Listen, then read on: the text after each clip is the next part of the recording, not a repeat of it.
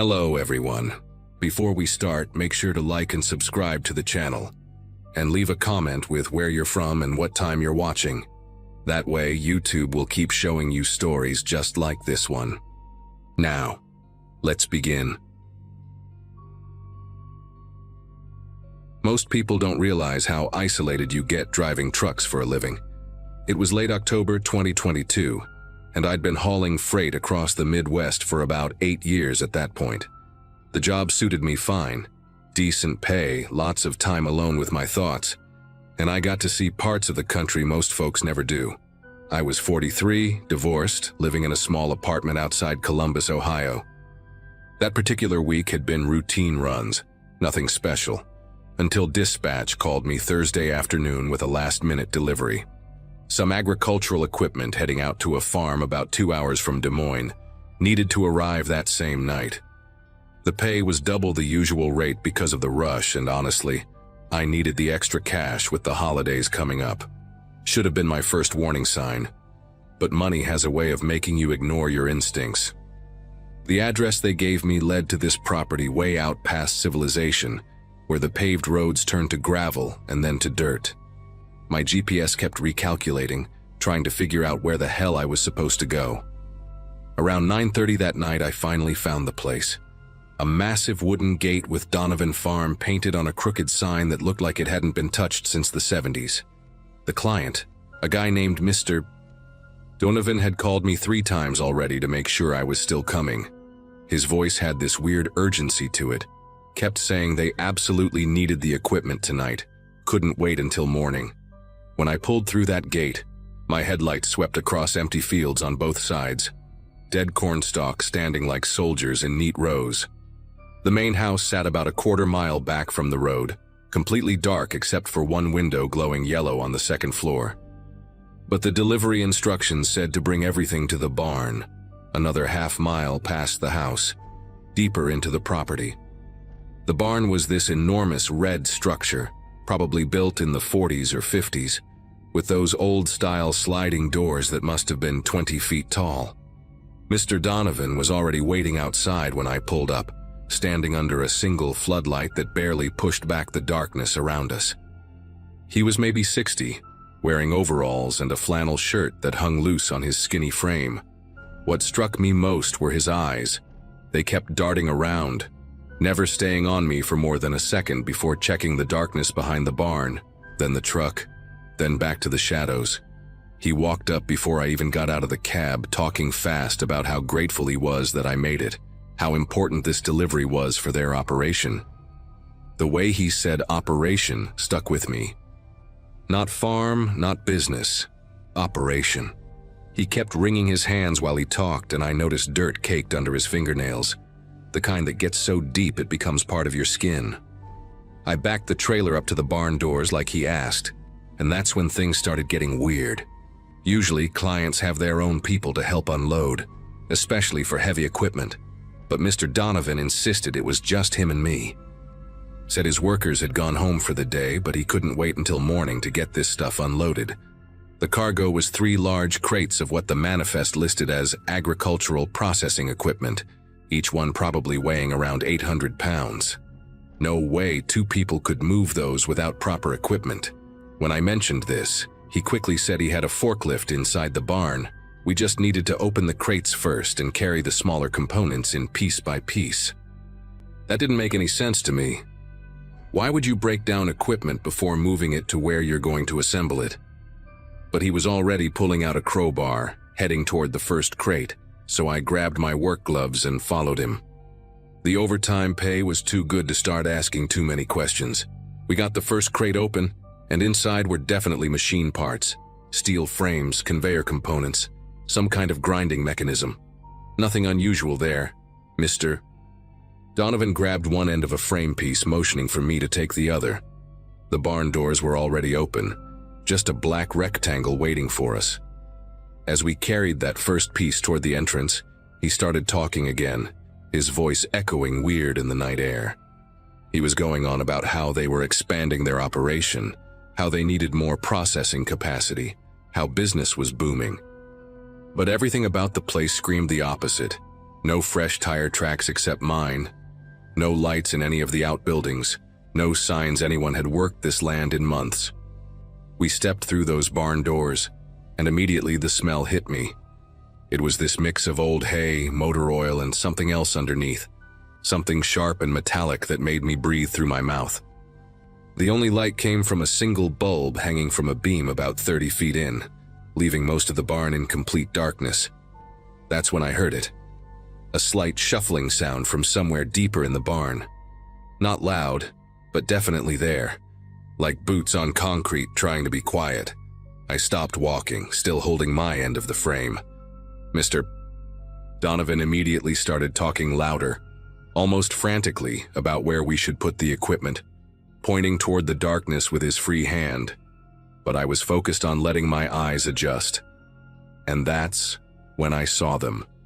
Shadows that weren't quite right. Human-shaped forms standing perfectly still against the far wall. At first I thought maybe they were just equipment or hay bales, but then one of them shifted slightly. Just a small movement, like someone adjusting their weight from one foot to the other. There were at least 4 of them that I could make out, maybe more further back. They were just standing there in the dark, waiting. Mr. Donovan was still talking, his voice getting higher, more desperate, saying we should go further in, that the forklift was in the back. We just needed to walk past the old stalls to get to it. Every instinct I'd developed in 20 years of adult life was screaming at me to get out of there. I set down my end of the frame, nice and calm, and told Mr. Donovan I needed to check something in my truck real quick. His whole face changed then. The nervous energy turned into something harder, meaner. He said we were almost done, just needed to get the equipment inside, but his hand moved to his pocket, and I could see the outline of something there.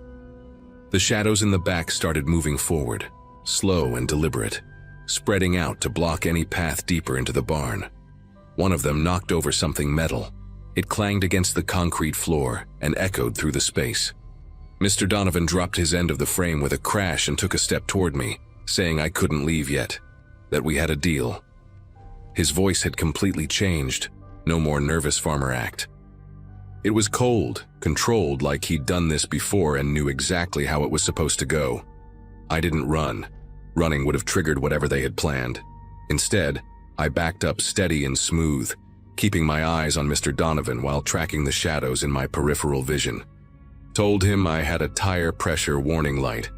Needed to check it before the trailer shifted and damaged his equipment. Professional concern, you know? He hesitated for just a second, probably trying to figure out if I was playing along or making an escape. That hesitation was all I needed. I kept backing up, out through those barn doors, my boots crunching on the gravel. The shadows inside were moving faster now, and I could hear voices, low and urgent. Mr. Donovan followed me out, still trying to convince me to come back in, saying his nephews just wanted to help with the unloading, that's all. Nephews. Right. Nephews who hide in the dark and wait for truckers to walk into the back of barns. When I got to my cab door, he grabbed my arm, his fingers digging in hard through my jacket. His other hand was pulling something from his pocket, and I didn't wait to see what it was. I yanked my arm free and shoved him back hard enough that he stumbled and fell against the trailer. Then I was in the cab, slamming the door and hitting the locks in one motion. Mr. Donovan was back on his feet immediately, pounding on my door, yelling that I couldn't leave with his equipment. Through the side mirror, I could see 3 men had come out of the barn, all of them built like they spent their days throwing hay bales, and they were jogging toward the truck. I fired up the engine, and that beautiful diesel roar never sounded so good. Mr. Donovan jumped onto my running board trying to pull the door handle, his face pressed against the window. I could see his teeth, yellow and crooked, as he shouted threats about what would happen if I left. The 3 men were almost at the truck now, and one of them was carrying what looked like a crowbar. I dropped it into gear and started rolling forward, slow at first. Mr. Donovan held on for maybe 10 feet before he had to let go or get pulled under the wheels. The smart thing would have been to just drive straight out, but I needed to unhook that trailer. No way I was leaving them with $800,000 worth of equipment to maybe fence or use as bait for the next driver. I pulled forward about 50 yards, jumped out with my pin puller, and had that fifth wheel uncoupled in record time.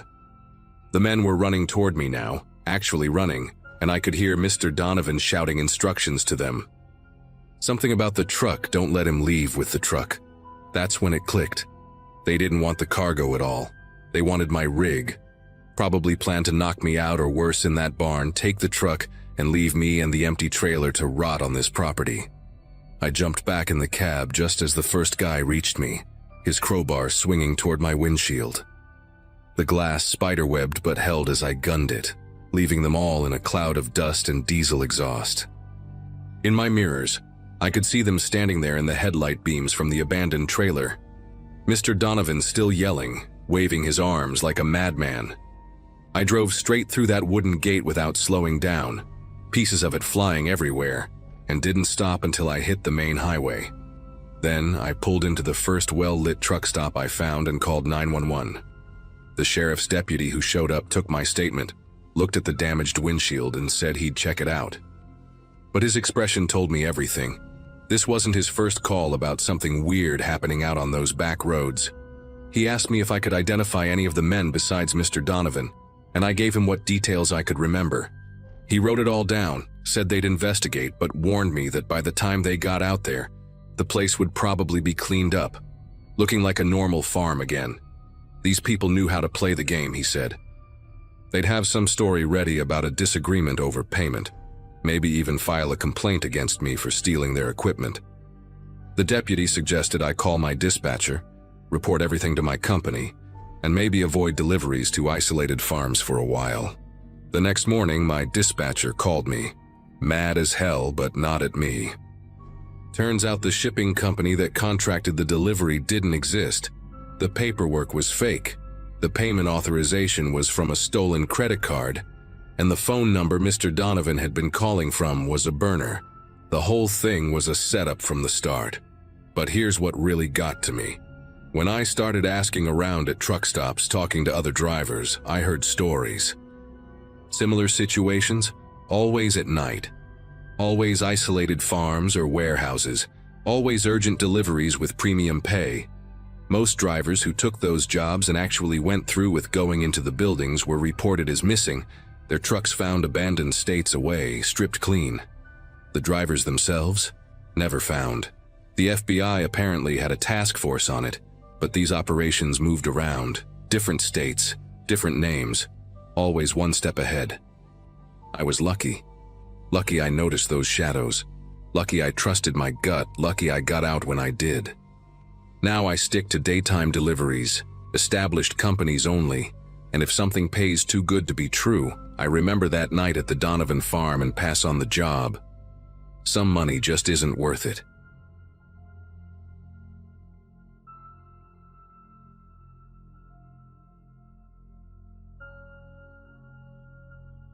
I need to tell someone about what happened to me last Wednesday night on Highway 50, because I'm still trying to process it myself. I'm a long-haul trucker, been driving 18-wheelers for about 12 years now, mostly running freight between Nevada and Colorado. The name's Martin, and I usually pride myself on being pretty level-headed. You have to be when you're hauling 60,000 pounds of cargo through mountain passes and desert stretches. That particular night, I was carrying a load of electronics from Reno to Denver.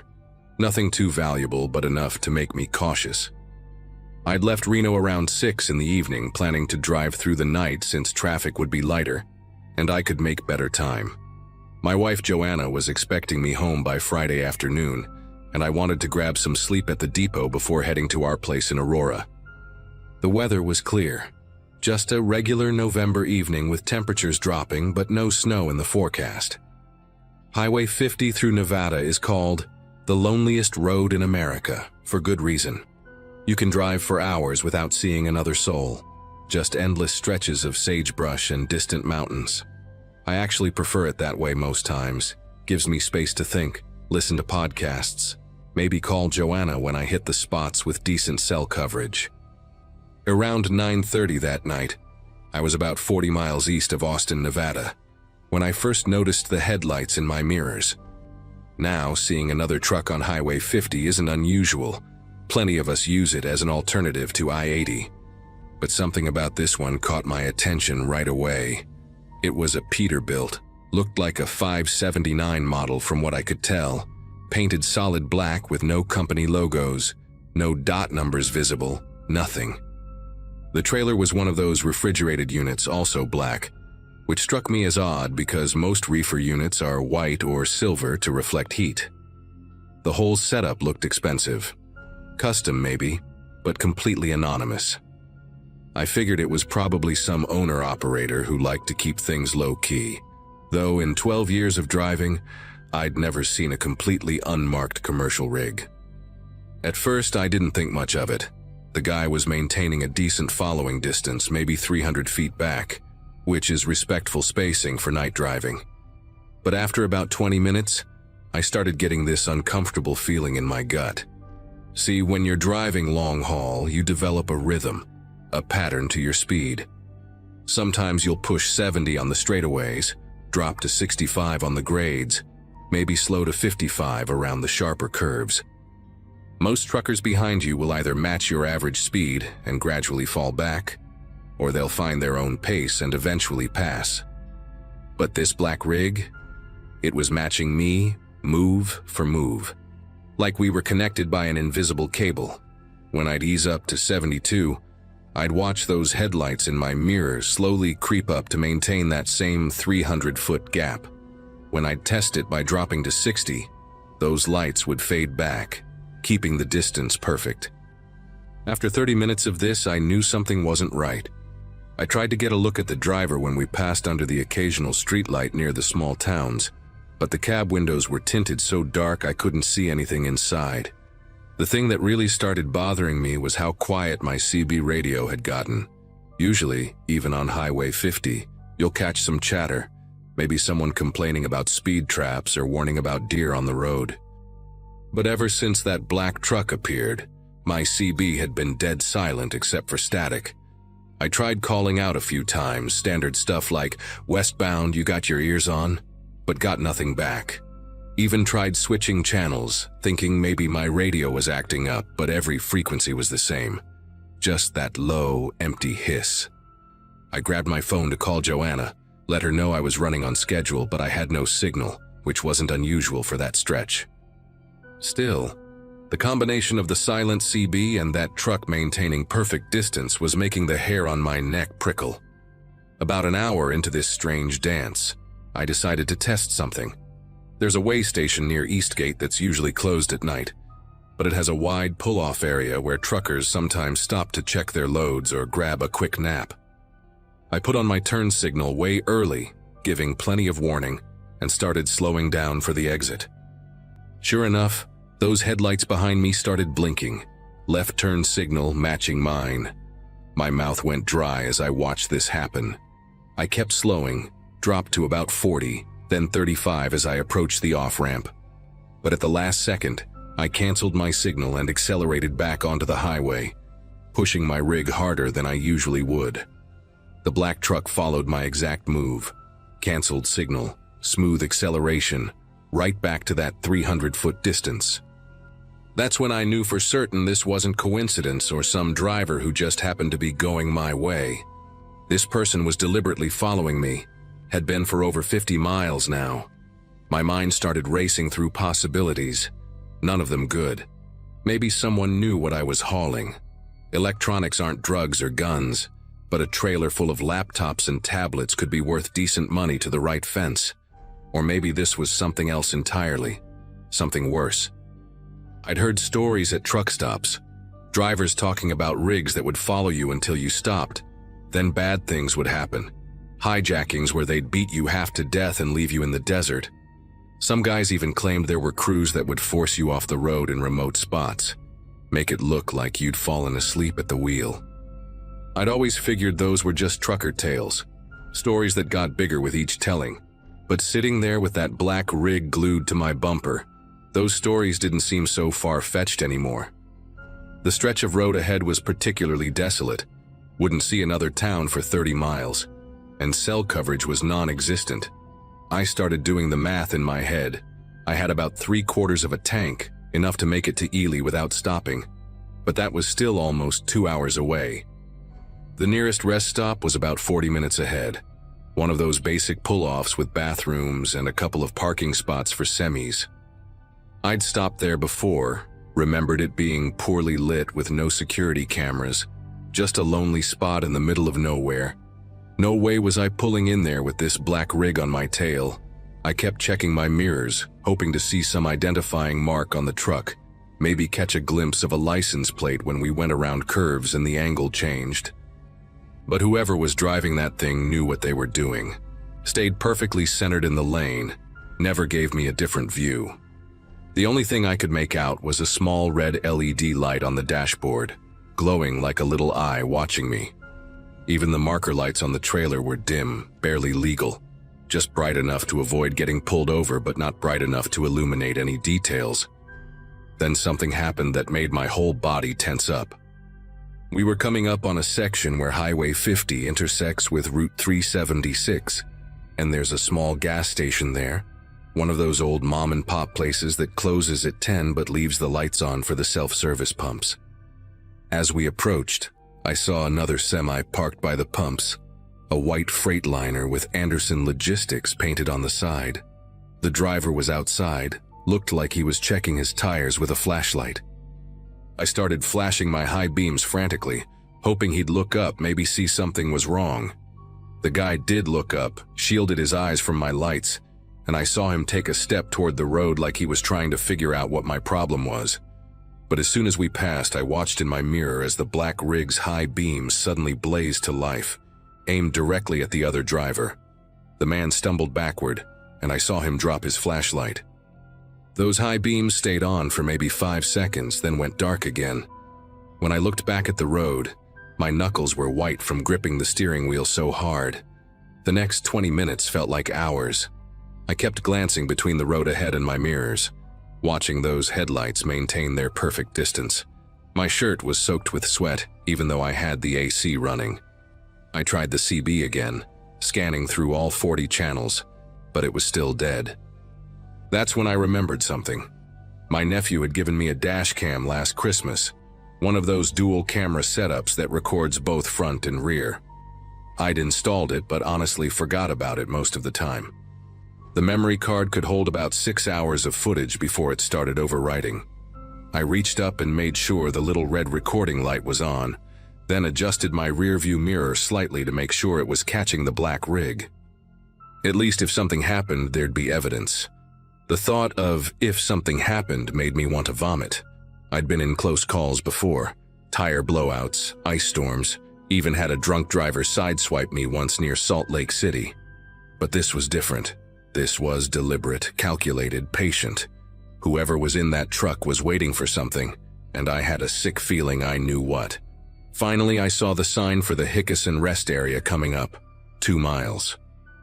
It wasn't much, just a pull-off with some picnic tables and basic facilities. But I remembered it had something important, a clear view of the road in both directions and enough space to turn around quickly if needed. More importantly, it was on a slight hill, which meant I'd have the high ground if things went bad. I know that sounds paranoid, but when you've got 70 miles of nothing in every direction, and someone's been stalking you for over an hour, paranoid starts feeling pretty rational. I made my decision quickly, no signal this time, just suddenly veered toward the exit at the last possible moment. The black rig's brakes locked up behind me. I heard the squeal even over my own engine, and for a second I thought it might jackknife trying to follow. But the driver recovered, wrestling that monster onto the exit ramp behind me. As I pulled into the rest area, my headlights swept across the empty parking area. No other vehicles, no witnesses, just me and whoever was about to follow me in. I positioned my truck strategically, nose pointed toward the exit, engine still running. Then I waited, watching in my mirrors as the black rig slowly rolled into the rest area and stopped about 50 feet behind me, engine idling with a low, menacing rumble. We sat there for what must have been 5 minutes, though it felt like an eternity. Neither of us moved, neither shut off our engines. I could see the silhouette of someone in the driver's seat of the black rig, but the tinted windows still prevented me from making out any features. They just sat there, waiting, watching. I had my phone in my hand, praying for even one bar of signal, but got nothing. Then I noticed something that made my chest tighten. A second figure moving inside the cab, shifting from the sleeper berth to the passenger seat. There were two of them. My mind raced through my options. I couldn't outrun them. Their rig looked newer and probably had more horsepower. Fighting was out of the question. I'm 53 years old with a bad knee, and there were two of them. I kept my hand on the gear shift, ready to slam it into drive if either of them opened a door. The waiting was excruciating. I could hear my own heartbeat over the rumble of the engines. Then, suddenly, their CB crackled to life, not with words, but with this strange clicking sound, rhythmic, almost like Morse code, but not quite. Click, click, pause, click, click, click, pause, click. It went on for maybe 30 seconds, then stopped. I didn't know what it meant, but it felt like a countdown, or worse, a signal to someone else. That's when I saw the headlights approaching from the west, another vehicle coming fast. As it got closer, I realized it was a Nevada Highway Patrol cruiser. I'd never been so happy to see those lights in my life. I immediately started flashing my high beams and hit my air horn 3 times, the universal trucker signal for distress. The patrol car slowed, pulled into the rest area, and positioned itself between me and the black rig, those LED light bars illuminating everything in harsh blue and white. The officer got out, hand resting on his sidearm, and walked toward the black truck. I watched him knock on the driver's window, saw it roll down just a few inches. They talked for maybe 2 minutes, though I couldn't hear what was said. The officer walked around the rig, shining his flashlight on the sides, and I saw him pause at the back of the trailer, taking photos with his phone. Then he came over to me. Officer Colton, according to his name tag, mid-30s, looked dead serious. Asked if I was all right, if these guys had threatened me. I told him everything, the following, the synchronized movements, the intimidation at the gas station. He nodded, told me he'd gotten 2 other reports that week about a black semi following drivers on Highway 50, though I was the first one who'd actually stopped. He said the plates came back registered to a shell company that didn't really exist, and they'd been trying to catch these guys for weeks. Apparently, 3 drivers in the last month had been robbed after being followed, forced off the road in remote spots, beaten, cargo stolen. He told me to wait while he called for backup. Within 15 minutes, 2 more patrol cars arrived, and the rest area looked like a crime scene with all the flashing lights. The officers surrounded the black rig, weapons drawn, ordering the occupants out. Through my mirrors, I watched 2 men exit the cab, hands raised. The driver was tall, maybe 6'4", wearing a gray hoodie and jeans, completely unremarkable except for a neck tattoo that looked like barbed wire. The passenger was shorter, stockier, had a shaved head and wore a leather jacket despite the cold. Both looked calm, almost amused, like this was just a minor inconvenience. The officers cuffed them, and one started searching the cab while another checked the trailer. That's when things got interesting. Officer Colton came back to me, told me they found something in the cab, a notebook with detailed logs of trucks they'd been following. License plates, cargo manifests somehow obtained illegally, driver names, home addresses, regular routes. My information was in there, down to my wife's name and our address in Aurora. They even had notes about when I usually stopped for fuel and which rest areas I preferred. The trailer was empty except for some tools that looked like they were meant for breaking into other trailers. Bolt cutters, crowbars, some kind of electronic device that Colton said was probably for disrupting trailer GPS units. These guys were professionals, had been doing this for who knows how long. The investigation took another 2 hours, with officers taking my statement, copying my dashcam footage, and documenting everything. They told me the 2 men were already wanted in connection with similar crimes in Utah and Arizona, part of a larger ring that targeted long-haul truckers carrying electronics and pharmaceuticals. The black rig was one of 3 they operated, all identical, all registered to fake companies. They'd follow a target for hours, learning their patterns, waiting for the perfect spot to strike. If I hadn't pulled into that rest area, if that patrol car hadn't shown up, They probably would have tried to run me off the road somewhere in the desert between there and Ely. Officer Colton gave me his card, said I'd need to testify eventually, but for now I was free to go. He offered to escort me to the county line, which I gratefully accepted. As I pulled out of that rest area, following the patrol car with my legs still shaking from adrenaline, I looked back one more time at the black rig, now surrounded by police tape and floodlights. The two men were already in separate patrol cars, and I never did learn their names. Didn't want to. I made it to Denver without further incident, hugged Joanna longer than usual when I got home, and took a week off before my next run. I still drive Highway 50 sometimes, it's part of my regular route, but now I've got a loaded Glock in my cab, completely legal with my concealed carry permit. And every time I see headlights appear in my mirror on those lonely stretches, my pulse quickens just a little, wondering if it's starting all over again.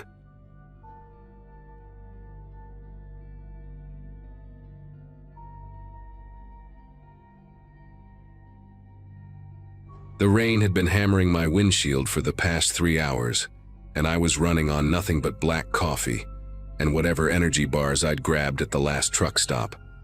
I'd been hauling freight cross-country for about 12 years at that point, mostly electronics from warehouses in California heading east. That particular night in early September 2016, I was pushing through the mountains somewhere between Sacramento and Lake Tahoe, trying to make my delivery deadline in Elko. The CB radio kept crackling with static, and I remember thinking how the weather was getting worse by the minute. My wife Amy had called earlier, telling me our daughter Sophia had won her spelling bee at school, and I was feeling that familiar ache of missing another milestone. I'd promised them both I'd be home by the weekend, and I was determined to keep that promise, which meant pushing through despite the storm. The particular stretch of highway I was on had these brutal switchbacks that even experienced drivers hated, especially in weather like that. My rig was loaded heavy, about 78,000 pounds total, and the rain was making the asphalt slick as oil. I'd turned down my music and was gripping the wheel tight, keeping her steady at about 35 miles per hour through the curves. The headlights were cutting through sheets of rain, and visibility was maybe 30 feet at best. I kept checking my mirrors, making sure my trailer wasn't sliding, when I came around this particularly nasty bend that the locals apparently called Dead Man's Curve. The road curved sharply to the right, with a sheer rock wall on one side, and nothing but darkness and a steep drop on the other.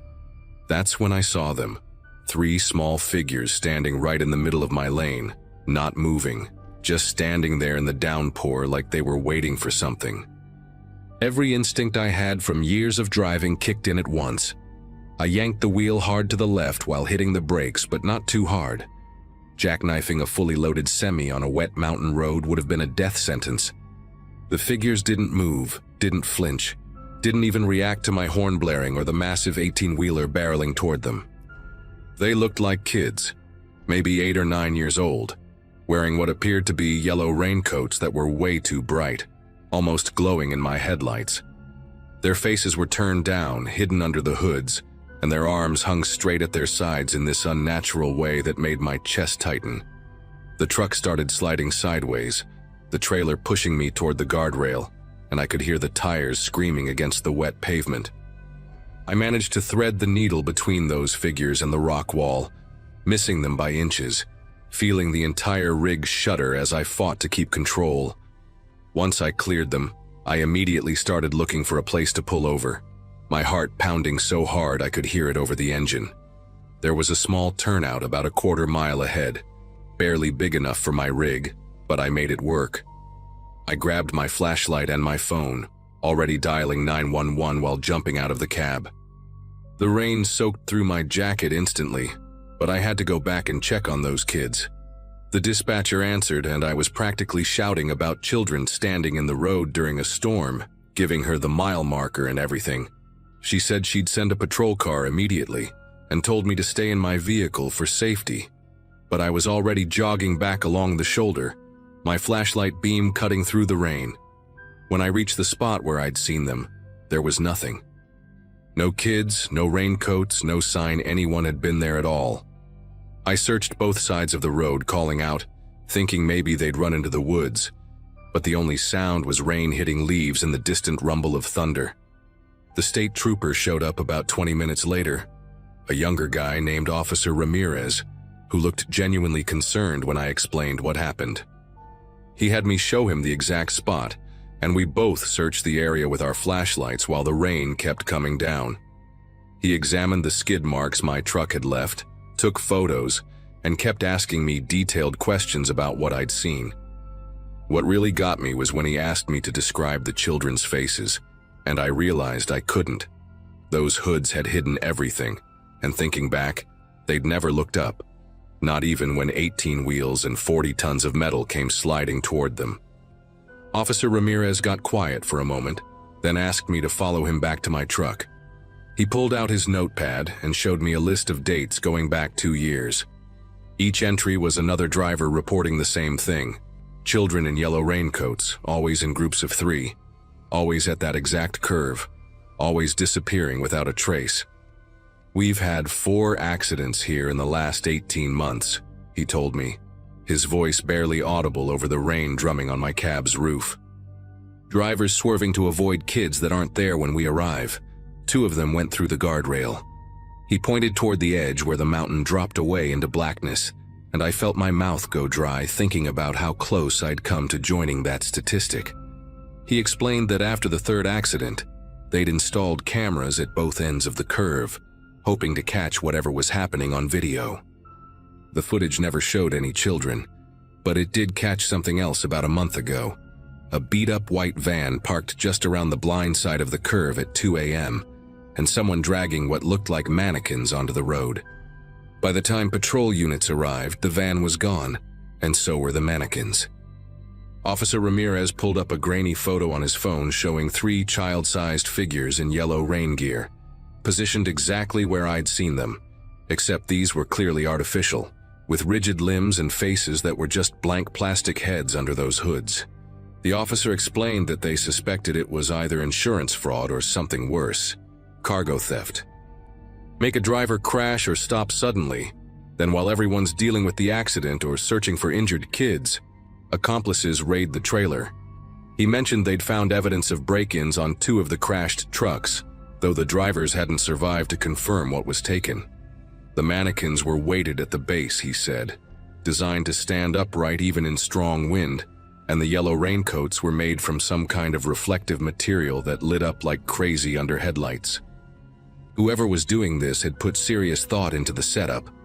They knew exactly where to place them for maximum effect, right at the sharpest point of the curve where drivers would have the least time to react and the most dangerous options for evasive maneuvers. Officer Ramirez asked me to check my trailer locks and seals, and sure enough, there were fresh scratches around the locking mechanism, like someone had been working on it with tools before something interrupted them. That's when we heard another truck coming up the mountain, the distant roar of a diesel engine fighting the grade.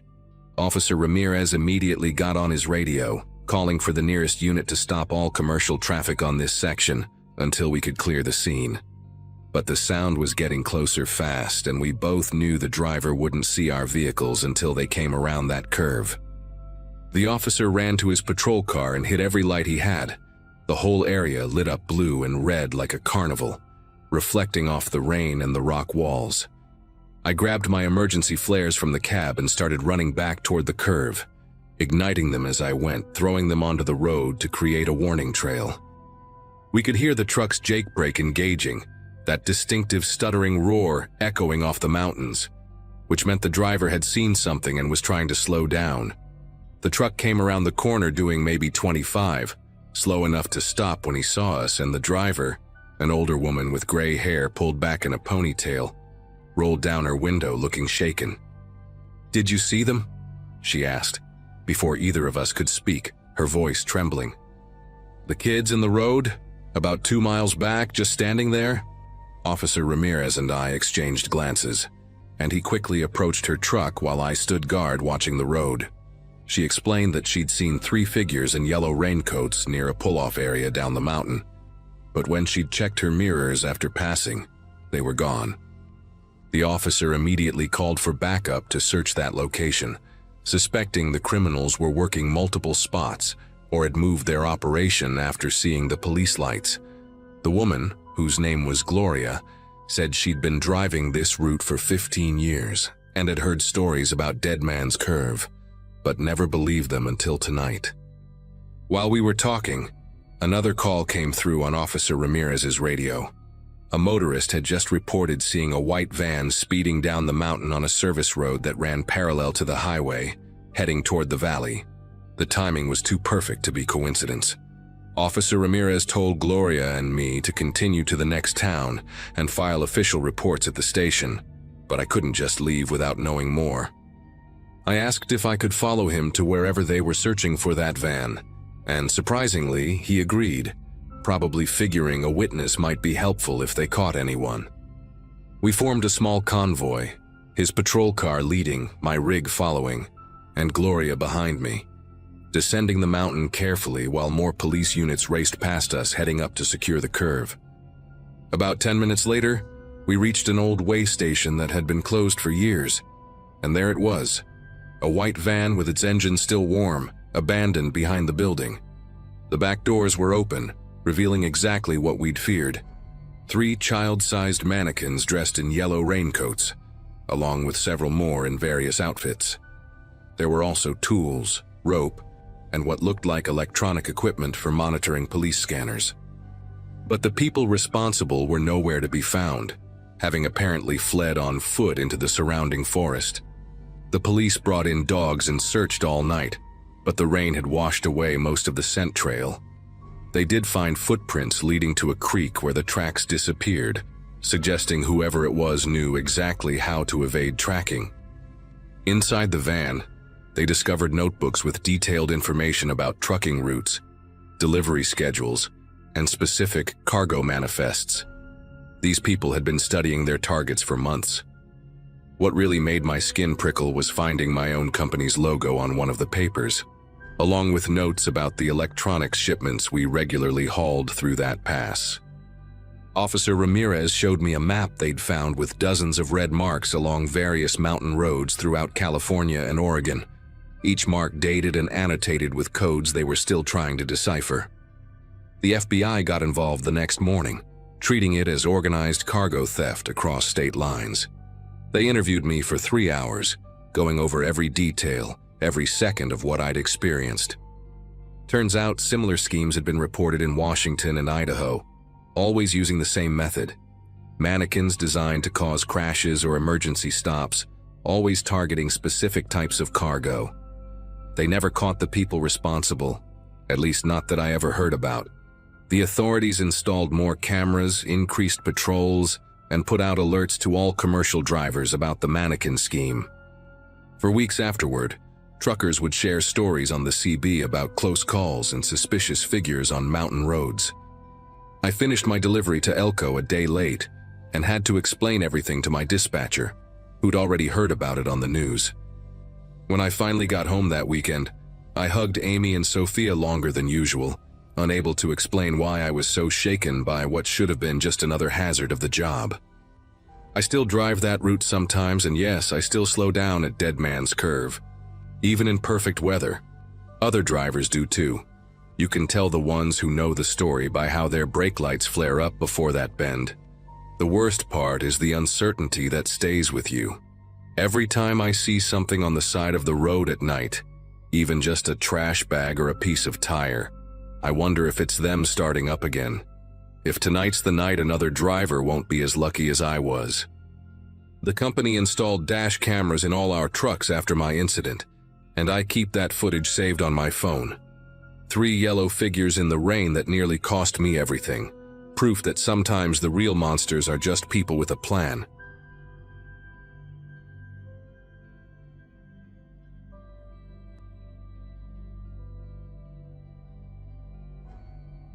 I need everyone here to understand that what happened to me last April still makes me check my mirrors constantly, even when I'm just driving to the grocery store.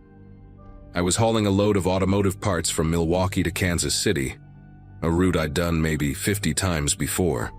At 38, I'd been driving trucks for almost 15 years, mostly doing these Midwest runs where you get to know every rest stop, every good diner, every speed trap. My wife Jennifer and our 2 kids were used to me being gone 3-4 days at a stretch, and I always made good money, because I preferred the night drives when traffic was lighter and I could make better time. That particular run started like any other. Loaded up around noon, grabbed dinner at this place that makes incredible meatloaf sandwiches, and hit the road proper around 8 p.m. when the sun was setting behind the cornfields. The first few hours were perfect driving weather. Clear skies, temperature dropping to that comfortable 60 degrees where you don't need the AC but you're not cold either. I had my thermos full of coffee, a bag of those pretzel rods I'm addicted to, and my CB radio crackling with the usual chatter from other drivers. Around midnight, somewhere on I-80 through Iowa, most of the radio traffic had died down to just occasional check-ins about speed traps or weather conditions ahead. I was making great time, probably doing 75 in a 70 zone, when I heard something that made me turn down my music. Through the static came this voice, real clear and calm, saying, "Hey there, Garrett.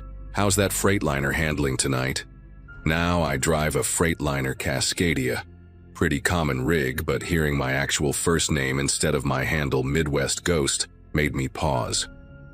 Nobody on the CB uses real names unless they know you personally, and this voice didn't sound familiar at all.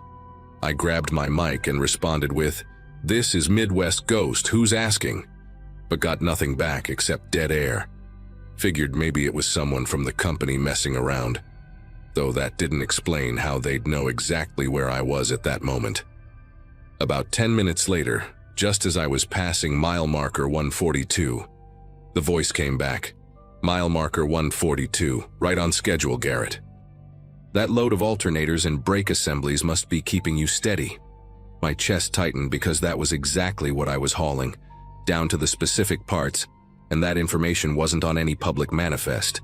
The shipping details were electronic, sealed, only accessible to the warehouse crews at both ends and our dispatch office.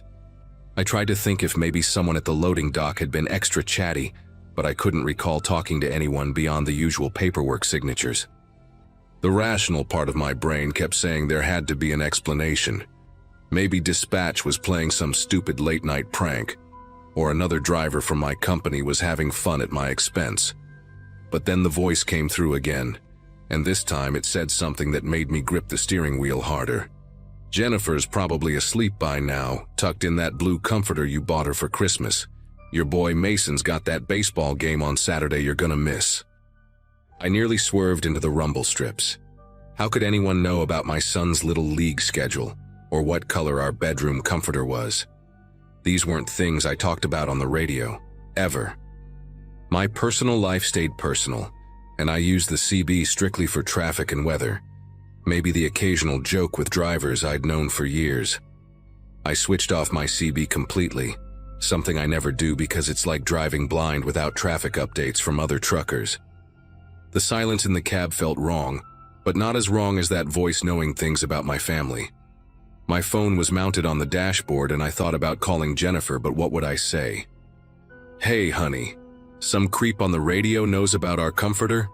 She'd think I'd been driving too long, needed to pull over and sleep.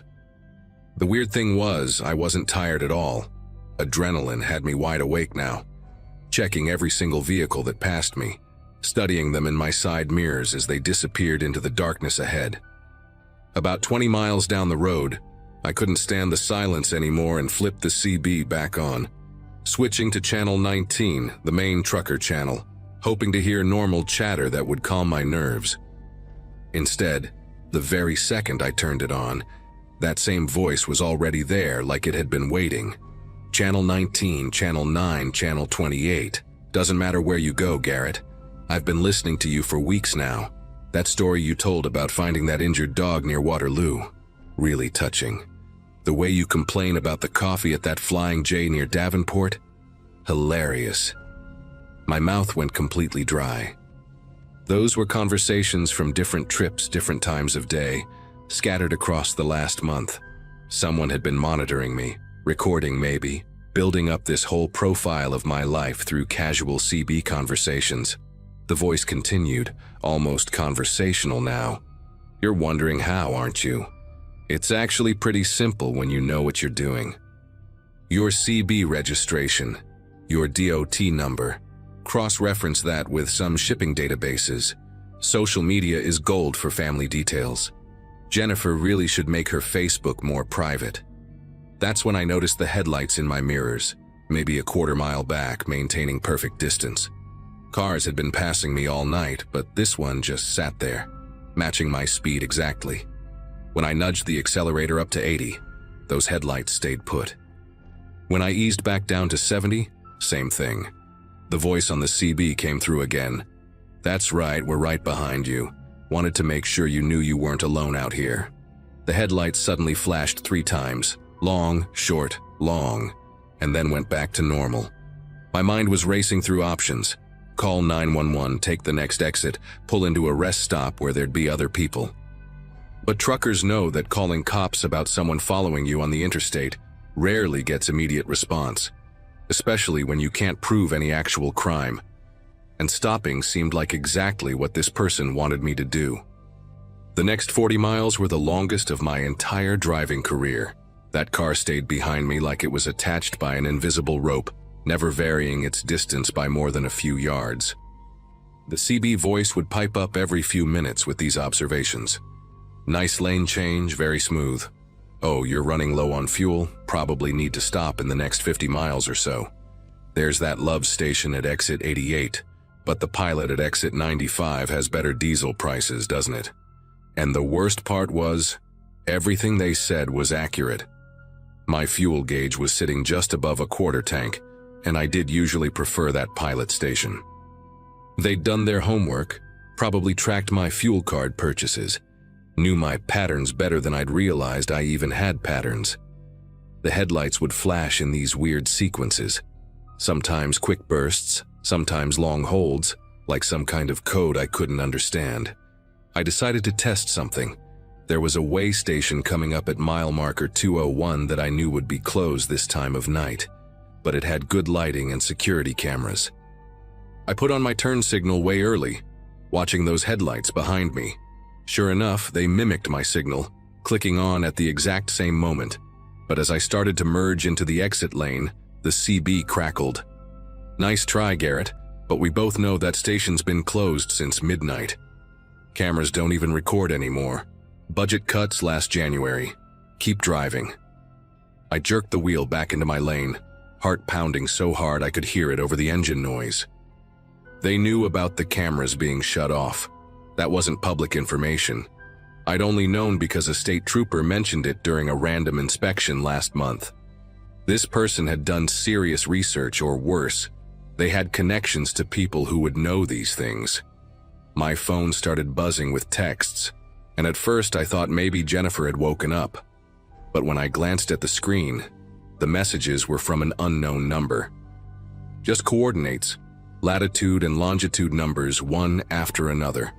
I recognized the format from my GPS training, and when I mentally calculated the first set, I realized it was marking my exact position on the highway at that moment.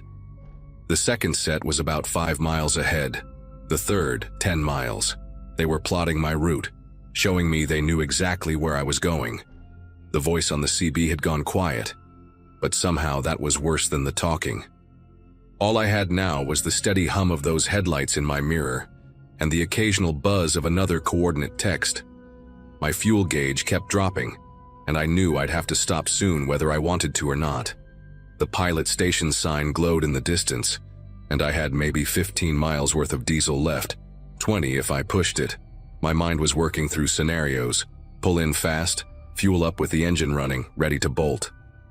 But truckers know you can't just tear out of a fuel station with a big rig.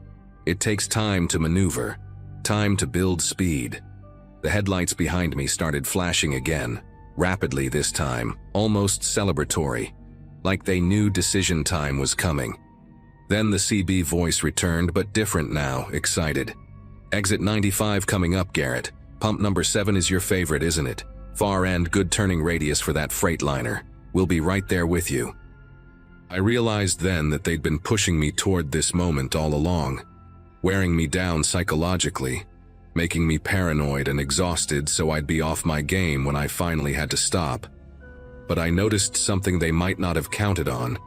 A Walmart distribution center rig had been slowly gaining on us for the last 10 miles, and there were 2 more trucks visible in the distance behind him. Instead of taking exit 95, I grabbed my phone and called my dispatcher on speaker, loud enough that it might pick up on the CB if they were somehow monitoring my cab. "Hey, Brad. Yeah, I'm at mile 290, running low on fuel, going to stop at the pilot exit 95, but I've got a vehicle that's been pacing me for about 60 miles, acting suspicious. White sedan, can't make out the plates. I'm documenting everything for insurance and duty." Brad's gravelly voice filled the cab, concerned and alert. "You need me to call State Patrol?" I watched those headlights suddenly fall back, dropping speed rapidly. "Stand by, Brad," I said, keeping my voice steady. "Vehicle is now decreasing speed, falling back. But yeah, give State Patrol a heads up, I'm pulling into the pilot in about 2 minutes."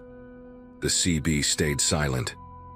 The headlights kept falling back until they were just distant dots, then suddenly took an exit before the pilot, disappearing into the darkness of some side road. I pulled into the pilot with my whole body tense, scanning every vehicle in the lot, every shadow between the parked trucks. Brad had called back saying State Patrol would swing by within 20 minutes, and 2 other drivers from my company were about 30 miles behind me if I needed backup.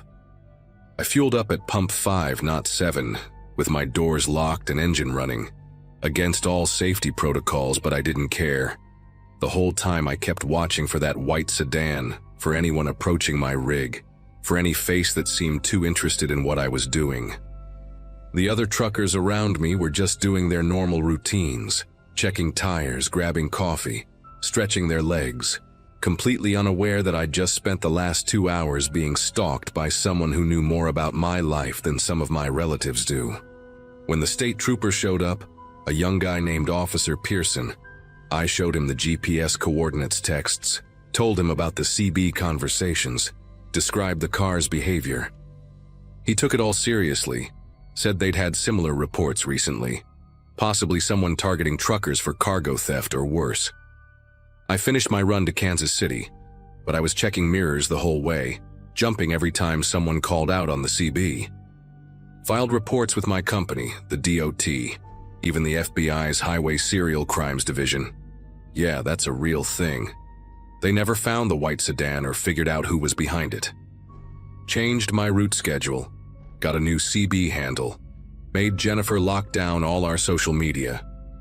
The investigators said it was probably someone with insider knowledge of the trucking industry, possibly working with crime rings that target specific high-value loads.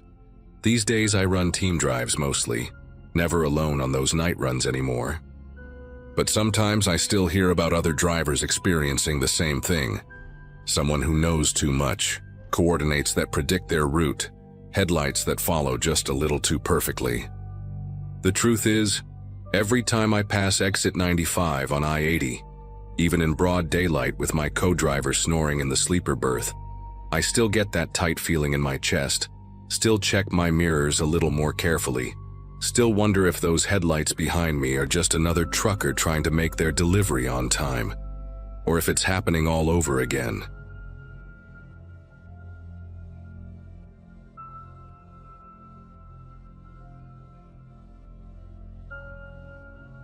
February of 2023 was brutal for truckers in the Midwest, and I'd been hauling refrigerated goods for about 6 years by then. Most people think long-haul trucking is just endless highway and bad coffee, but after you've logged enough miles, you develop a sixth sense for when things aren't right. I was running a load of frozen seafood from Boston to San Francisco, pushing through Nebraska on I-80 when the weather turned nasty. The forecast had called for light snow, but what rolled in that night was a full-blown whiteout that had me gripping the wheel hard enough to leave marks. I'd already passed Grand Island when visibility dropped to maybe 20 feet, and the smart move would have been to pull off at the next rest stop. But the load was time-sensitive, and dispatch was breathing down my neck about delivery windows. Plus, I'd driven through worse storms before, or at least that's what I kept telling myself as the wind started pushing my trailer sideways. Around 2 a.m., somewhere between Kearney and North Platte, I noticed headlights in my mirrors, 4 sets, maybe 5, maintaining a tight formation behind me. At first, I figured it was just other drivers using my taillights as a guide through the storm, which happens all the time in bad weather. But something about their spacing was too perfect, too synchronized. They weren't riding my bumper exactly, but they were close enough that I could make out the outline of their rigs through the snow whenever the wind let up for a second. What really got my attention was how dark they were running. No marker lights, no company logos lit up, nothing but their headlights cutting through the storm. I tried reaching out on Channel 19, the standard trucker frequency, asking if anyone needed help or wanted to form a proper convoy to get through the weather safely. Dead silence. Not even static, just nothing, like my CB had suddenly stopped working.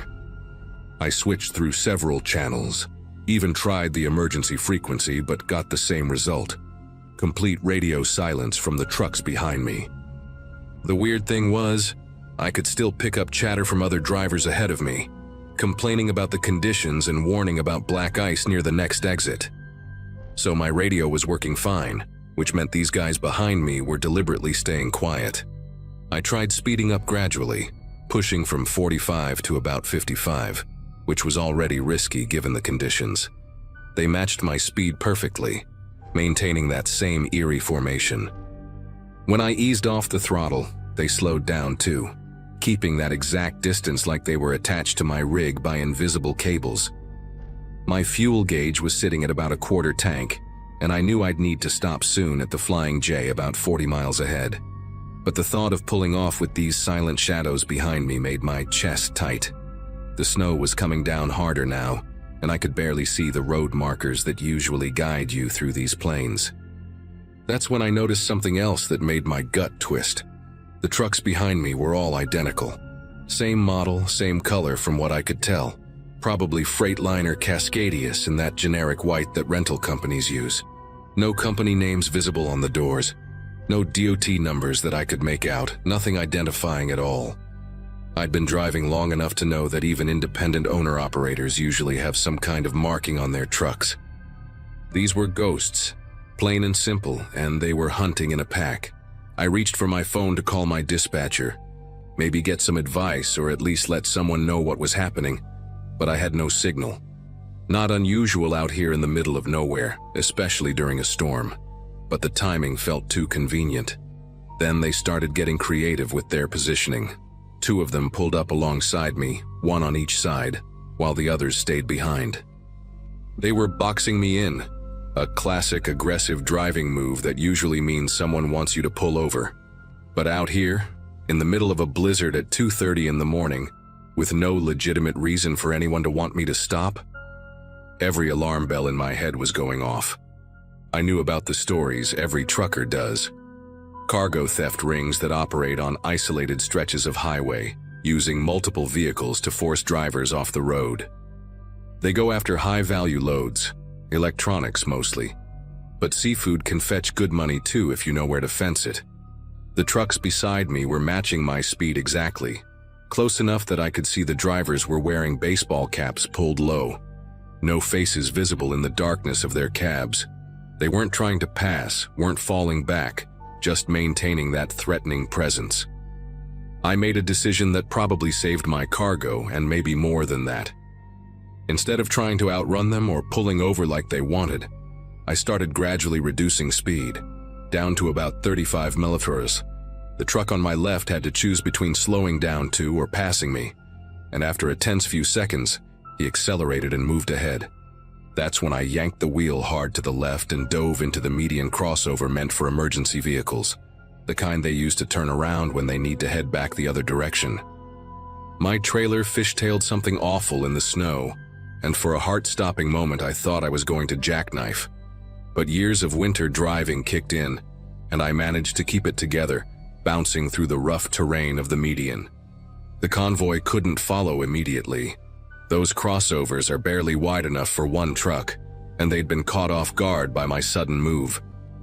Now I was heading eastbound on the westbound lanes, technically going the wrong way, but with virtually no traffic due to the storm. I could see their headlights in my mirrors starting to swing around, probably taking the next official exit to double back. But I'd bought myself some time. My heart was pounding so hard I could hear it over the engine noise, and I knew I had maybe 5 minutes before they'd reorganize and come after me. I pushed through about 2 miles going the wrong direction, hazard lights flashing, praying I wouldn't meet anyone coming through the storm, then took another emergency crossover to get back on the eastbound side. The whole maneuver had put maybe 3 miles between me and them, but in a semi loaded with 40,000 pounds of frozen seafood, that wasn't much of a head start. I grabbed my phone again, finally had 1 bar of signal, and managed to get through to 911. The dispatcher sounded skeptical at first. Truckers getting paranoid in storms isn't uncommon. But when I gave her the mile marker and described 5 identical unmarked trucks running in formation with no lights, her tone changed. She told me there'd been 3 reported hijackings in the last 2 months using the exact same method, always during bad weather when visibility was low and traffic was light. The State Patrol was already looking for this crew, but they kept hitting different stretches of I-80, never the same spot twice. She dispatched units immediately, but warned me they were at least 20 minutes out due to the weather. 20 minutes feels like a lifetime when you're being hunted. I kept checking my mirrors obsessively, waiting for those headlights to reappear, knowing they were probably closing the gap. Sure enough, about 10 minutes later I spotted them again, coming up fast. But this time I wasn't alone on the road. A Schneider truck had appeared ahead of me, and a Swift driver was coming up behind. Both legitimate truckers I could hear chatting on the CB about the weather. I immediately got on the radio, breaking into their conversation with a warning about the convoy. The Schneider driver, an older guy named Bill from his voice, said he'd noticed them too, lurking at the last rest area with their engines running but no drivers visible in the cabs. The Swift driver chimed in that he'd heard from another trucker about weird activity around this stretch lately. We decided to stick together, forming our own defensive convoy with me in the middle. The Phantom trucks fell back when they saw we'd grouped up, probably realizing their intimidation tactic wouldn't work against 3 of us. But they didn't disappear. They maintained a distance of about a 1/4 mile, just far enough to be legal, but close enough to keep pressure on. Bill suggested we all take the next exit together, stick close through the off-ramp, and find somewhere public to wait for the State Patrol. The exit was for some small farm town, Elm Creek, I think, and there was a 24-hour gas station visible from the highway. As we signaled for the exit, the Phantom convoy suddenly accelerated, and for a terrifying moment, I thought they were going to ram us. Instead, they blew past at probably 70 mph, dangerous as hell in those conditions, and continued west on I-80. We still took the exit, pulled into that gas station, and parked our rigs side by side under the bright canopy lights. The place had security cameras everywhere, and the night clerk, a young kid who looked fresh out of high school, came out to see why 3 semis had suddenly crowded his lot. The State Patrol showed up about 15 minutes later, took our statements, and said they'd put out an alert for 5 white Freightliner Cascadias running together. The officer, a veteran trooper with gray at his temples, told us we'd done everything right. He'd seen what happens when drivers try to tough it out alone against these crews. Damaged trucks, stolen cargo, and sometimes worse. We stayed at that gas station for about 2 hours, waiting for the weather to improve and drinking terrible coffee while swapping stories. Bill mentioned he'd been driving for 30 years and had never seen anything quite like this. The coordination, the patience, the way they used the storm as cover. The Swift driver, a younger guy who went by Tony, kept checking the parking lot nervously, convinced they might circle back. The trooper stayed with us for a while, making calls to other units, trying to track where the convoy had gone. Around 5 a.m. he got word that they'd been spotted taking an exit about 60 miles west, disappearing into an industrial area where they probably had a warehouse or someplace to strip stolen goods. By then, the snow had let up enough that we felt safe getting back on the road. Bill and Tony decided to convoy with me all the way to North Platte, where I needed to fuel up. We exchanged numbers, promised to keep in touch, and I made it to San Francisco 2 days later without any more incidents. The company never found those trucks or the crew running them, at least not that I heard about. But word spread quickly through the trucker network. CB chatter, truck stop conversations, online forums where drivers share warnings. Everyone started being more careful during storms on that stretch of I-80, especially anyone hauling valuable cargo. I changed my route after that, taking I-70 through Kansas even though it adds miles, and I never drive alone through Nebraska anymore during bad weather.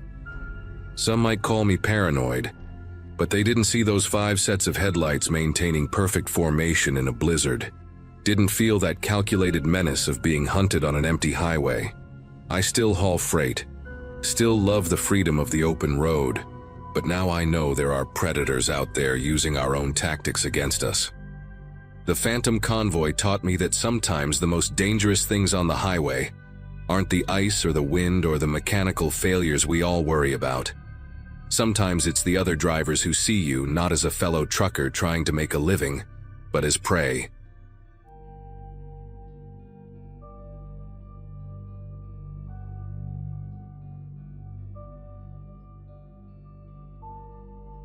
I've been driving trucks for about 15 years now, mostly hauling refrigerated goods up and down the East Coast.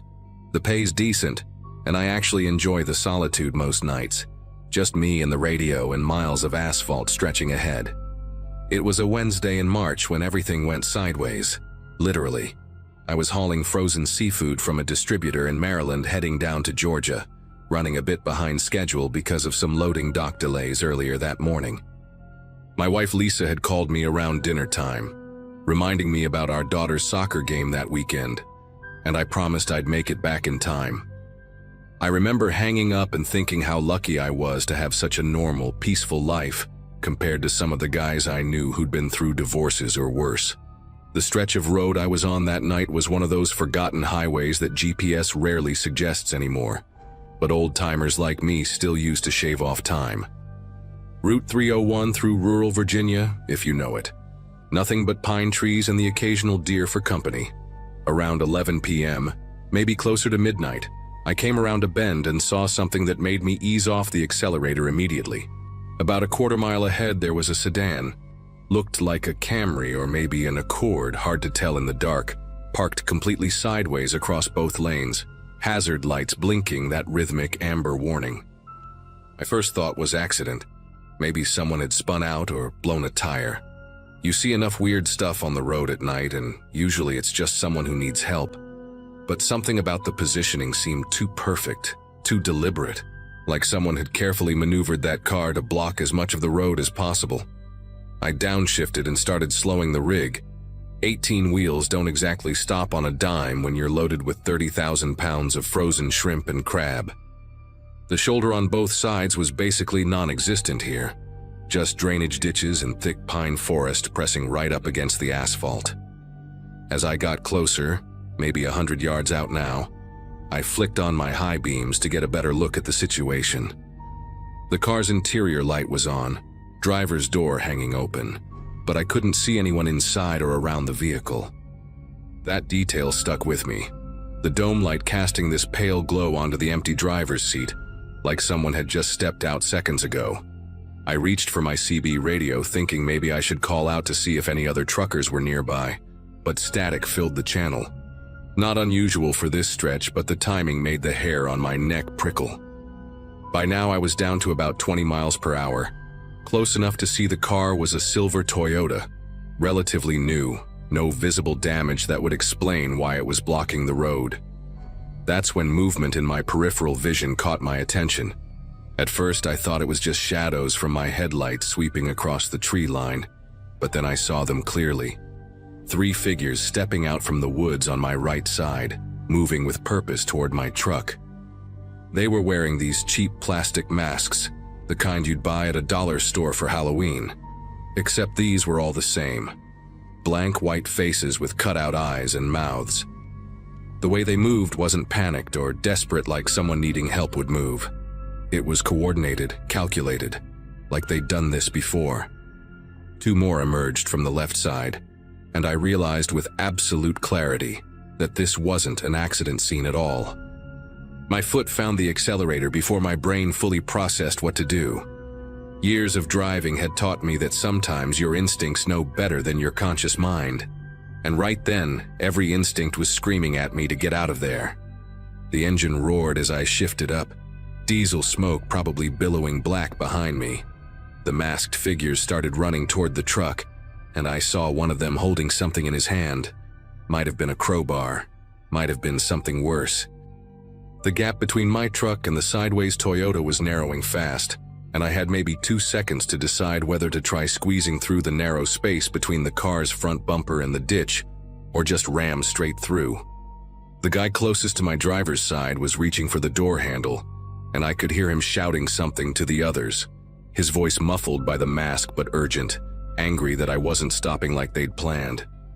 I aimed for the Toyota's rear end and floored it. The impact wasn't as bad as I expected. The car spun away like a toy, metal screeching and glass exploding as my truck's massive front end connected. The momentum carried the sedan into the right side ditch with a horrible crunching sound. In my side mirror, illuminated by my taillights, I saw 2 of the masked men diving out of the way, one of them tumbling into the drainage ditch. But what really made my chest tighten was seeing more figures emerging from the woods further back, maybe 7 or 8 total, all wearing those same white masks. They'd been waiting deeper in the trees, probably expecting me to stop completely, and then surrounding the cab. One of them threw something at my truck. Heard it clang off the trailer. I kept the pedal down, watching the speedometer climb past 60, 70, my whole rig shaking from the impact damage but still running strong. For the next 5 miles, I didn't slow down once, constantly checking my mirrors for headlights. My heart was hammering so hard I could hear it over the engine noise. The adrenaline was making everything hyper clear. Every shadow on the road looked like another ambush. Every glint of light in the trees seemed like eyes watching. I tried the CB radio again, and this time got through to another trucker about 10 miles ahead. Told him to watch out for a group trying to block the road, and he said he'd already heard chatter about something going down on 301. Apparently, I wasn't the first one they'd tried this on tonight. Another driver, guy hauling paper products, had reported a similar setup about an hour earlier, 20 miles north. He'd managed to reverse out before they closed in, took some back roads to get around. The trucker on the radio said state police were supposedly on their way, but out here in the middle of nowhere, that could mean 30-40 minutes. I pulled into a well-lit gas station about 15 miles from where it happened. One of those big travel stops with multiple cameras and plenty of people around. My legs were shaking when I climbed down from the cab to inspect the damage. The front bumper was dented and scraped, paint from the Toyota streaked across it like silver scars. There was a deep gouge along the passenger side, where something had scraped the length of the trailer, probably when I'd clipped the car. While I was looking at it, another trucker walked over, older guy with a gray beard and a Vietnam vet cap. He took one look at the damage and asked if I'd run into them too. Turns out he'd heard about 3 similar attempts in the past month, always on quiet stretches of secondary highways. Always the same setup with the car blocking the road and masked men waiting in the woods. He said they were targeting refrigerated trucks specifically, probably looking for high-value loads they could move quickly.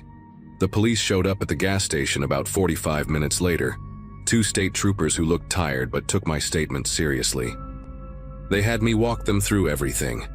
The position of the car, how many masked men I saw, what they were wearing, the timing of it all. One of the troopers, younger guy with a military-style haircut, told me they'd found the Toyota abandoned about 2 miles from where I'd hit it, stripped of its plates and VIN numbers filed off. No sign of the masked men, but they'd found tire tracks from at least 3 other vehicles hidden in an old logging road nearby. The older trooper mentioned they suspected it was an organized crew, possibly the same group that had been hitting truckers across 3 states. They'd gotten bold lately, escalating from simple theft attempts at truck stops to these elaborate highway ambushes. What really got to me was when he said I was lucky. Another driver in Georgia hadn't been as fortunate the previous week, ended up in the hospital with a cracked skull when they dragged him from his cab. I called Lisa from the gas station parking lot.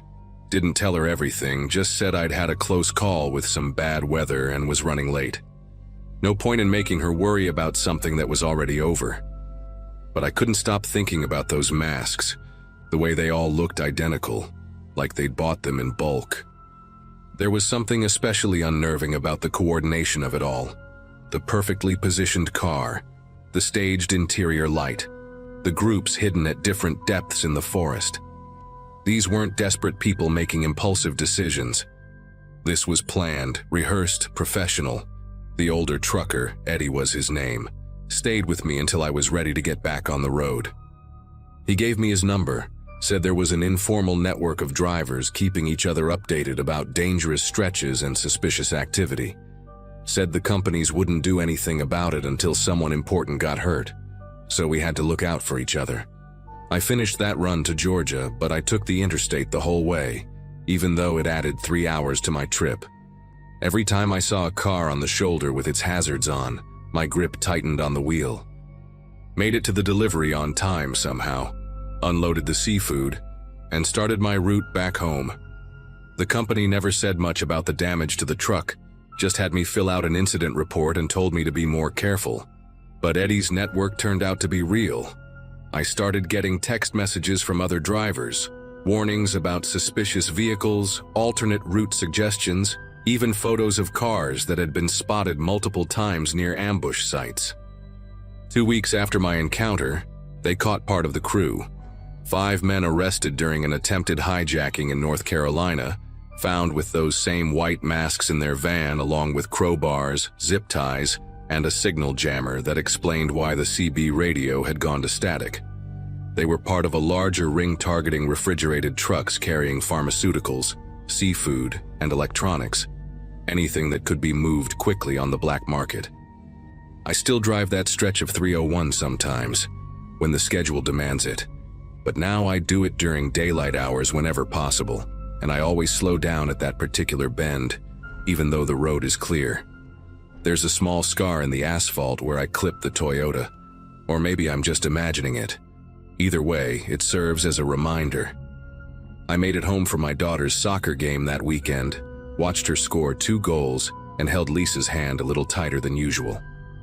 Never told her the full story, but I did install a better dash cam system and started carrying a legal backup defense tool in the cab. The truth is, those men in masks are still out there. Not that specific crew maybe, but others just like them. Eddie texts me sometimes with updates and the network keeps growing. We share information, watch each other's backs, and always trust our instincts when something doesn't look right. Because out there on those lonely highways at night, sometimes the only thing standing between you and disaster is your willingness to keep driving, no matter what's blocking your path.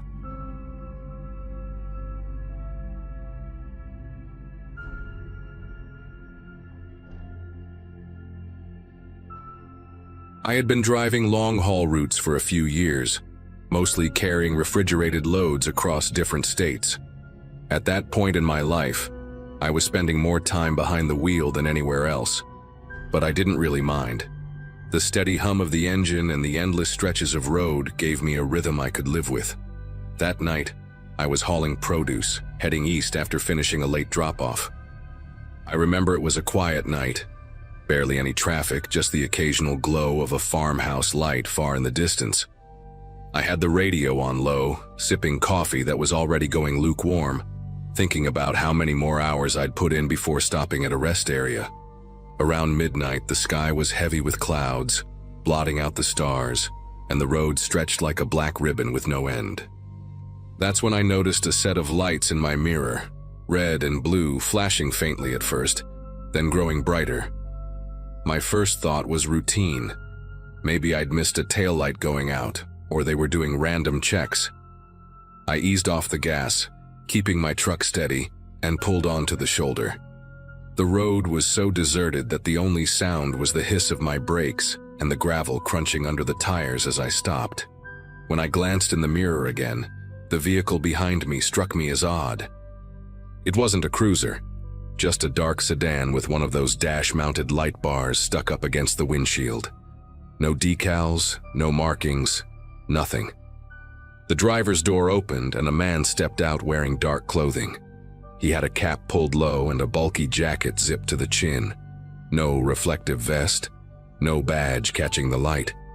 Nothing I'd expect from a trooper pulling someone over on a rural highway. My pulse quickened, and I tightened my grip on the steering wheel. He walked right up to my door without hesitation, moving with a sort of casual confidence like he'd done this 100 times. When he reached the cab, he tilted his head and rapped on the door with his knuckles. His voice came muffled through the glass. "Step out of the vehicle." It wasn't a request, it was firm, almost rehearsed. That was the moment something in me shifted. Every instinct told me this wasn't right. Real officers usually start by asking for paperwork, explaining the stop. This man gave nothing, just a command that didn't feel safe. I kept my foot close to the pedal, trying not to let him see the tension building in my face. I leaned slightly, pretending to reach for something in the passenger seat while sneaking another glance at him. His jacket looked oversized, like it was meant to conceal more than just his frame. The way he positioned himself close to the cab, shoulders squared, made it clear he wanted to control the interaction. He repeated the same words, a little sharper this time. "Step out of the truck now." My mouth went dry. Every warning I'd ever heard about imposters on the road came rushing back all at once. Instead of rolling the window down, I spoke through the glass. I asked him to show me his badge or some identification. His reaction was immediate. Irritation flickered across his face. He shifted his weight and pressed one hand against the side of my door, leaning in closer, almost trying to peer inside. "Don't make this difficult," he muttered, his tone dropping into something harder, more threatening. My gut told me loud and clear, if I opened that door, I wasn't walking away from this safely. I flicked my eyes toward the mirror, checking the road behind us. Still no traffic, no backup lights approaching. Just the two of us stranded in that pool of my taillights and his fake siren glow. I thumbed the lock button again just to hear the reassuring click, my other hand already sliding the gear into place. He must have noticed because his voice rose, sharper now, cutting through the night. "Open the door. Now." He wasn't trying to sound like a cop anymore. It came out like a demand, almost desperate. That was the breaking point for me. I slammed my foot on the accelerator, the roar of the engine tearing through the silence as the truck lurched forward. Gravel shot out from under my tires, and in the mirror I caught a glimpse of him stumbling back, his outline shrinking in the red glow. The sedan's lights swerved as he scrambled toward it, but I was already pushing the rig back onto the highway. My heart pounded in my ears as I focused on nothing but speed, the white lines blurring into streaks under the beams of my headlights. I kept driving, barely daring to check my mirrors, half expecting those flashing lights to reappear at any second. The road felt endless, every mile stretching longer than the last. My grip on the wheel was tight, my eyes scanning for any sign of life, another truck, a gas station, anything. It took a good 10 minutes before I spotted headlights coming from the opposite direction, and only then did the knot in my chest loosen slightly. Whoever that man was, he hadn't caught up. When I finally reached a truck stop about 30 miles down, I pulled in and parked under the brightest set of floodlights I could find. The lot was dotted with rigs, and just seeing other drivers moving around gave me a rush of relief. I went inside, grabbed a coffee and tried to steady myself. The clerk behind the counter asked if I was all right because apparently I looked pale as hell. I told him what had just happened, and his expression darkened instantly. He said he'd heard of similar stories, people pretending to be cops on isolated highways, targeting drivers when they were most vulnerable. I called the state police from the payphone in the corner, not wanting to take any chances with my cell signal cutting out. They asked for every detail, the car, the man, the stretch of road. The officer on the line didn't sound surprised. He just told me I'd done the right thing by not stepping out, and that they'd send a patrol to sweep the area. That answer stuck with me because it meant they knew this wasn't the first time. To this day, I still replay that moment when he stood outside my cab, insisting I get out. If I had opened that door, I don't know what would have happened, and honestly, I don't want to know. All I can say is that after that night, I never trusted flashing lights on a lonely road without double-checking. I still drive, but I keep my doors locked, my instincts sharp, and my eyes wide open. Maybe I was lucky, maybe stubborn, but I got away, and that's the only reason I'm here to share this with you now.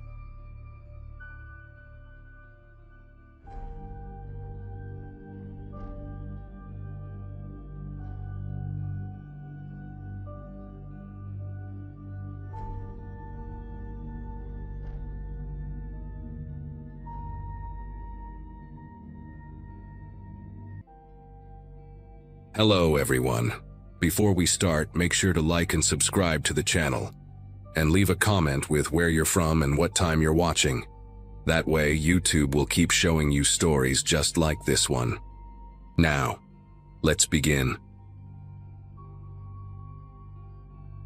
August of 2022, me and 5 buddies from college decided to do a backpacking trip through Montana's backcountry.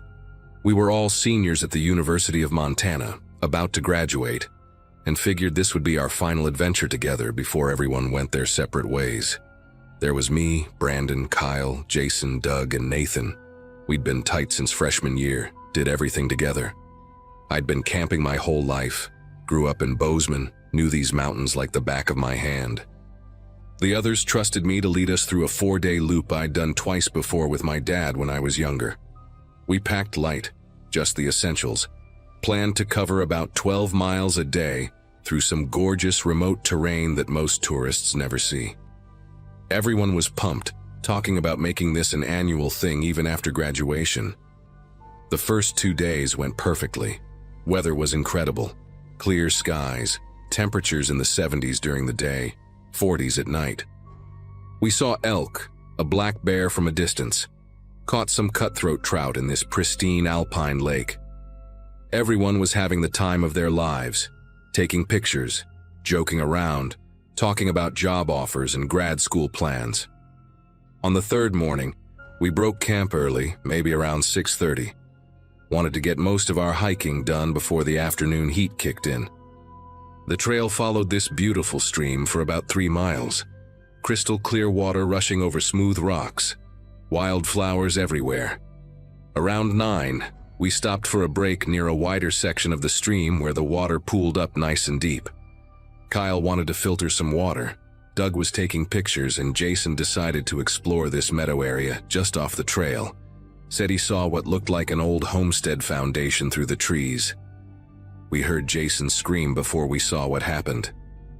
Not a yell or a shout, but this raw animal scream that made everyone drop what they were doing and run.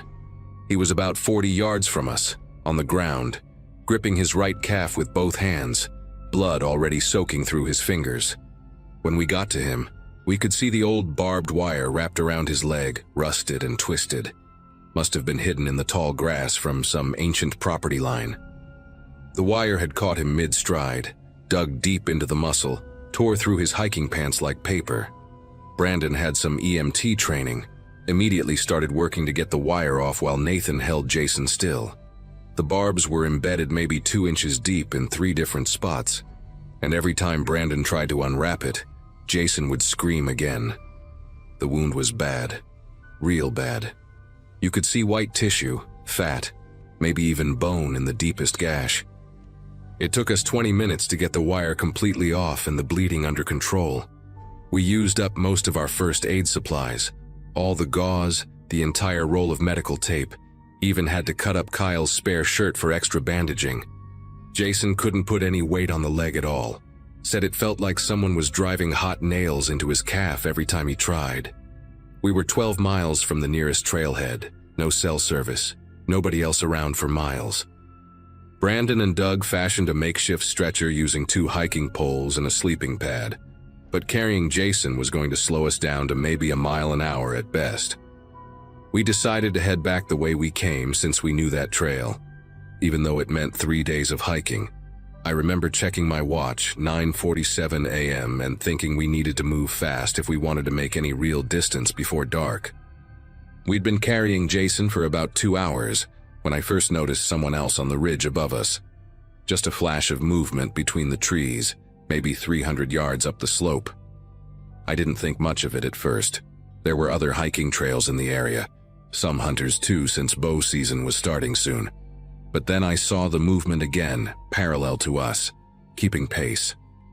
I mentioned it to Nathan, who was helping me carry the front of the stretcher, and he squinted up at the ridge for a while but didn't see anything. We kept moving, taking breaks every 15 minutes because carrying Jason on that uneven terrain was exhausting. The trail wound through thick lodgepole pines, visibility maybe 50 feet in any direction, and every time we stopped, I'd scan the forest. That crawling sensation on the back of my neck wouldn't go away. Around noon, we stopped by the stream to rest and refill water. Doug and Kyle took over stretcher duty while Brandon checked Jason's bandages. They were already soaked through with blood again. While Brandon rewrapped the leg, I walked about 20 feet upstream to pump water through my filter. That's when I heard it, a branch snapping somewhere up the slope, too loud to be a squirrel or bird. Then another snap, closer. I stood up slow, scanning the trees, and I swear I saw someone duck behind a thick pine trunk about 60 yards away. Not an animal, a person, wearing what looked like camouflage. My mouth went dry. I walked back to the group, trying to act normal, and quietly told Brandon what I'd seen. His face went pale. He'd been feeling it too, he said, like we were being watched. We needed to move now. We picked up the pace as much as we could with Jason groaning every time the stretcher jolted. Nobody was talking anymore. Everyone kept glancing at the trees. About 10 minutes later, we reached a section where the trail opened up into a small meadow, maybe 40 yards across. As soon as we stepped into the open, the first shot rang out. The crack echoed off the mountains and bark exploded from a tree trunk 3 feet from Kyle's head. For a second, nobody moved, like our brains couldn't process what just happened. Then the second shot hit the ground right between me and Nathan, sending up a spray of dirt and pine needles. That's when everything went to hell. Brandon screamed, "Run!" And we just bolted, still carrying Jason, stumbling and sliding on the loose rocks, trying to get back into the tree cover on the other side of the meadow. The shots kept coming. I counted at least 6 more before we made it to the trees. One whistled past so close I felt the air move by my ear. Jason was screaming in pain as we basically dragged him, the stretcher falling apart, his injured leg bouncing off rocks. We crashed through the underbrush, branches tearing at our faces and arms. No idea where we were going except away from the shooter. Behind us, we could hear someone moving through the forest, not even trying to be quiet anymore. Heavy footsteps, branches breaking. Doug was crying. Kyle kept saying, oh God," over and over. We ran, carried, dragged Jason for what felt like forever, but was probably only 5 minutes before Brandon spotted a cluster of huge boulders off to our right. We dove behind them, all 6 of us crammed into this tiny space, trying to control our breathing, listening. For maybe 30 seconds it was dead quiet except for our ragged breathing and Jason's moaning. Then we heard footsteps, slow and deliberate, maybe 50 feet away. The person was walking in circles, stopping every few steps, probably looking for us. I could hear Kyle hyperventilating next to me, and Brandon put his hand over Kyle's mouth to keep him quiet. The footsteps got closer, then stopped completely. We waited, muscles cramped from staying perfectly still, sweat burning our eyes. Then came this voice, male, calm and almost friendly. "I know you're here somewhere. This is my land. You're trespassing." The voice was coming from the other side of our boulder cluster, maybe 15 feet away. Nathan grabbed a rock, ready to fight if the guy came around the corner. My heart was pounding so hard I thought he must be able to hear it. The man kept talking, walking slowly around our hiding spot. "You kids think you can just walk wherever you want. Take whatever you want. Not anymore." His voice had this strange sing-song quality, like he was enjoying himself. We heard him chamber around in what sounded like a rifle. Jason was biting his own hand to keep from crying out, tears streaming down his face, his injured leg seeping blood through the makeshift bandages. I kept thinking about those news stories you hear, hikers who just disappear, never found. The man's footsteps stopped again, and for one horrible moment, I thought he was about to come around the boulder. Then, suddenly, we heard a helicopter in the distance. Forest Service probably doing their regular patrol. The man cursed under his breath, and his footsteps started moving away, fast, crashing through the brush until we couldn't hear him anymore. We stayed hidden for another 20 minutes, nobody daring to speak before Brandon finally whispered we needed to move while we had the chance. We abandoned most of our gear behind those rocks, keeping only water, Jason's pain meds from the first aid kit, and my phone with the GPS app that worked offline. Brandon and I carried Jason between us, his arms around our shoulders, basically dragging his good leg while the injured one hung useless. We didn't follow the trail, too exposed, instead bushwhacking through the densest forest we could find. Every snapping twig made us stop and listen. Every bird call sounded like a signal. We moved like this for 6 hours straight, no breaks, running on pure adrenaline and fear. Jason passed out twice from the pain, and we had to slap him awake, keep him conscious. The helicopter passed overhead 2 more times, and each time we waved and screamed, but they never saw us through the thick canopy. As the sun started setting, we finally hit a logging road I recognized from the maps, maybe 4 miles from where people actually drove through regularly. We followed that road in the growing darkness, stumbling over ruts and rocks. Jason delirious now, mumbling about his mom and asking where we were every few minutes. Around 9 p.m., headlights appeared in the distance, and we practically threw ourselves in front of the pickup truck. The driver, this old rancher named Bill, took one look at us, covered in blood, scratches, dirt, Jason barely conscious, and immediately called 911 on his satellite phone. He drove us out to the main road where we met the ambulance and sheriff's deputies. We told them everything, gave them exact coordinates, described the shooter, but when they searched the area the next day, they found nothing. No shell casings, no footprints except ours. Even our abandoned gear was gone. The sheriff said it was probably someone growing weed illegally who thought we'd stumbled onto their operation, but they never found any grow sites either. Jason spent 2 weeks in the hospital, needed 3 surgeries to repair the damage from that barbed wire. None of us ever went camping again. We still don't talk about it much, but sometimes Kyle calls me late at night, asks if I think that guy is still out there, and I don't know what to tell him except, yeah, probably.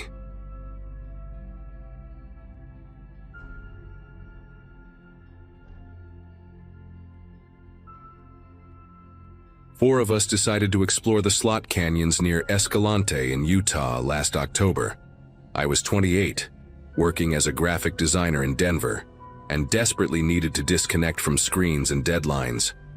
My climbing buddies, Trevor, a veterinarian with arms like tree trunks, Melissa, who taught high school biology and could identify every plant we passed, and Carlos, a software engineer who documented everything with his expensive camera, had been planning this trip for months.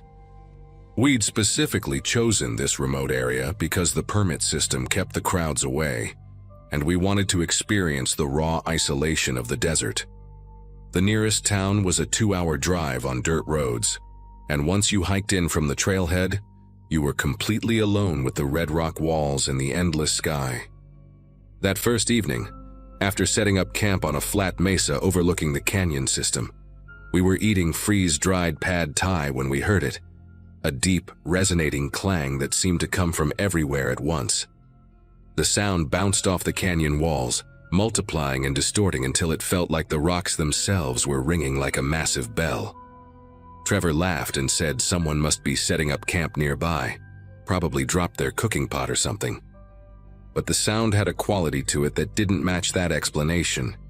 It was too loud, too pure, like someone had struck a huge piece of sheet metal with a sledgehammer.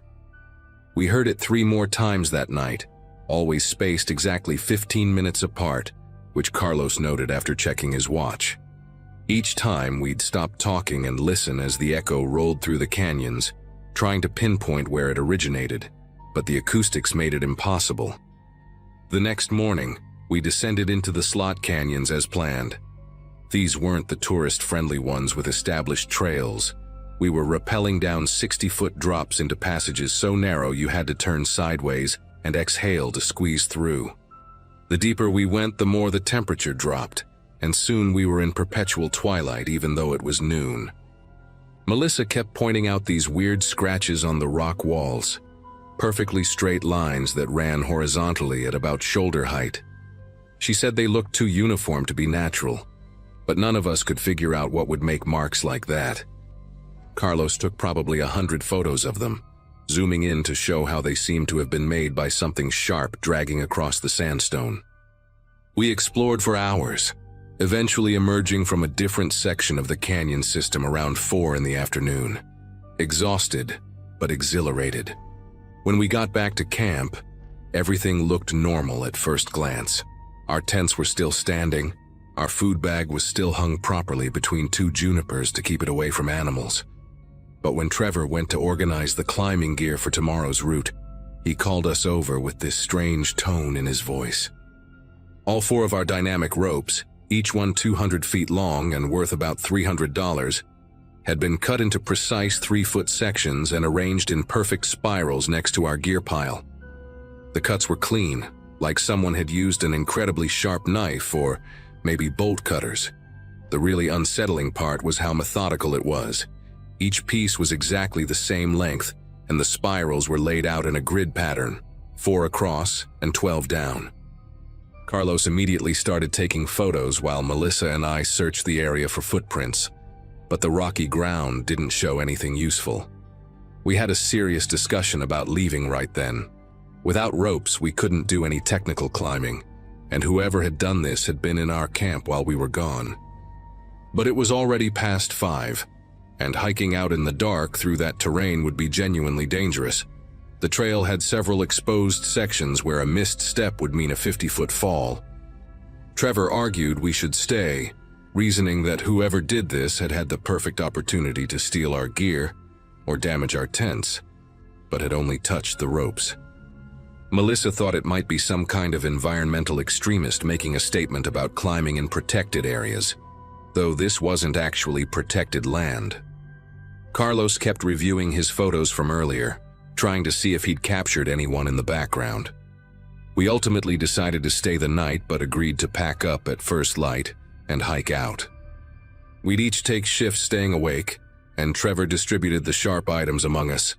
His climbing knife, my multi-tool, Melissa's geological hammer, and Carlos's tripod that could work as a club if needed.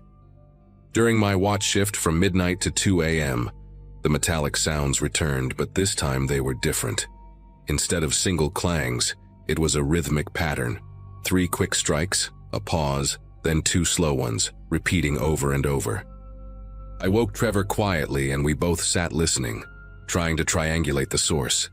It seemed to be coming from the narrow canyon directly below our mesa, maybe 300 feet down. The pattern continued for exactly 1 hour, then stopped abruptly mid-sequence. The silence afterwards was somehow worse than the noise. Trevor whispered that we should check it out with our headlamps, but I convinced him to wait until dawn. We sat there in the dark, straining to hear any movement, any footsteps, anything that would indicate someone climbing up toward us. Around 3 a.m., we heard something that made us both stop breathing. A single rock clattered down the cliff face directly below our camp, the sound of it bouncing and rolling unmistakably clear in the still air. Someone or something had disturbed it. When Melissa took over the watch at 4 a.m., Trevor and I tried to sleep but mostly just lay in our tents, hyper-aware of every sound. Just before dawn, Melissa shook my tent frantically. She'd been watching the eastern horizon when she saw lights. Not flashlights or headlamps, but what looked like welding torches, 3 of them, moving in a line along the canyon rim about a mile away. They moved slowly, methodically, stopping every few minutes. Through Carlos's telephoto lens, she could make out figures, but something about their proportions seemed wrong. They appeared to be wearing some kind of bulky equipment on their backs, and their movements were too steady, too synchronized, like they were following a very specific search pattern. The lights disappeared down into the canyon just as the sun started to rise, and we immediately began breaking camp. As we stuffed our gear into our packs with paranoid efficiency, Carlos noticed something that stopped us all cold. His camera's memory card from yesterday, the one with all the photos of the scratch marks in the canyon, was missing. The camera was exactly where he'd left it. The battery was still in place, but the memory card slot was empty. He always kept spare cards in a small plastic case in his pack's top pocket, and when he checked, they were all there but had been reformatted, completely blank. The same thing had happened to his phone. All the photos from the trip were gone, though everything else was untouched. Melissa checked her phone and found the same thing. My phone was dead, which I'd attributed to the cold, but when I managed to power it on using Carlos's portable charger, every single photo from the last 3 days had been deleted. Even the ones we'd backed up to the cloud were gone, which should have been impossible without internet access. We practically ran down the trail, our packs bouncing painfully against our backs with each step. About 2 miles from camp, we reached a section where the path skirted along a narrow ledge, and that's where we found him. A man in his 60s sitting against the rock wall wearing civilian hiking clothes but with a military-style radio on his belt. He had this weathered, leathery face with deep-set gray eyes that never seemed to blink. He smiled when he saw us, showing yellowed teeth, and said he was glad we were leaving. When Trevor asked what he meant, the man said they were conducting geological surveys in the canyons, measuring mineral deposits, and the area would be restricted for the next few weeks. Melissa asked about the noises and our destroyed ropes, but the man just kept smiling and said we must have encountered some wildlife, maybe ravens. They're attracted to colorful climbing gear. His radio crackled with static, and we heard a voice say something about subjects proceeding to extraction point. The man quickly turned the volume down. He walked with us for about a mile, making small talk about the weather and asking seemingly innocent questions about where we were from and whether we'd told anyone about our specific climbing route. There was something rehearsed about his casual demeanor, like he was running through a script. When we reached a wider section of trail, 3 more people appeared from behind a rock formation. 2 men and a woman, all wearing similar civilian hiking clothes, but moving with military precision. They had those same bulky backpacks Melissa had seen through the telephoto lens, and up close, I could see they were some kind of sensing equipment with antennas and what looked like radiation detection badges. The woman approached Melissa directly and asked, very specifically, if she'd noticed anything unusual about the rock formations, any patterns or markings that seemed out of place. Before Melissa could answer, the older man interrupted, saying we really needed to keep moving if we wanted to reach our cars before the afternoon heat. They escorted us all the way to the trailhead, maintaining their friendly facade but positioning themselves so we couldn't turn back or take any detours. At the parking area, our cars were surrounded by white unmarked vans and several people in hazmat suits were scanning the ground with instruments I didn't recognize. The older man handed each of us a business card for a geological consulting firm that I later discovered didn't exist, and told us we'd been exposed to naturally occurring radioactive minerals in the canyon. Nothing dangerous, but we should avoid the area for our own safety. He said they'd already notified the Bureau of Land Management to temporarily close the trail. Then the woman approached with a tablet and asked us to sign something she called a standard exposure waiver. But when I started reading it, it was actually a non-disclosure agreement with references to federal statutes I'd never heard of. Trevor started to protest, but the older man's demeanor shifted completely. His smile disappeared and he quietly explained that we could either sign and leave or wait for their supervisor to arrive from Salt Lake City to discuss why we'd been photographing restricted government research. We signed the documents and drove away in convoy, too stunned to speak over our radios. About 5 miles down the dirt road, we pulled over at a wide spot and finally talked about what had happened. Carlos had managed to hide one memory card in his sock.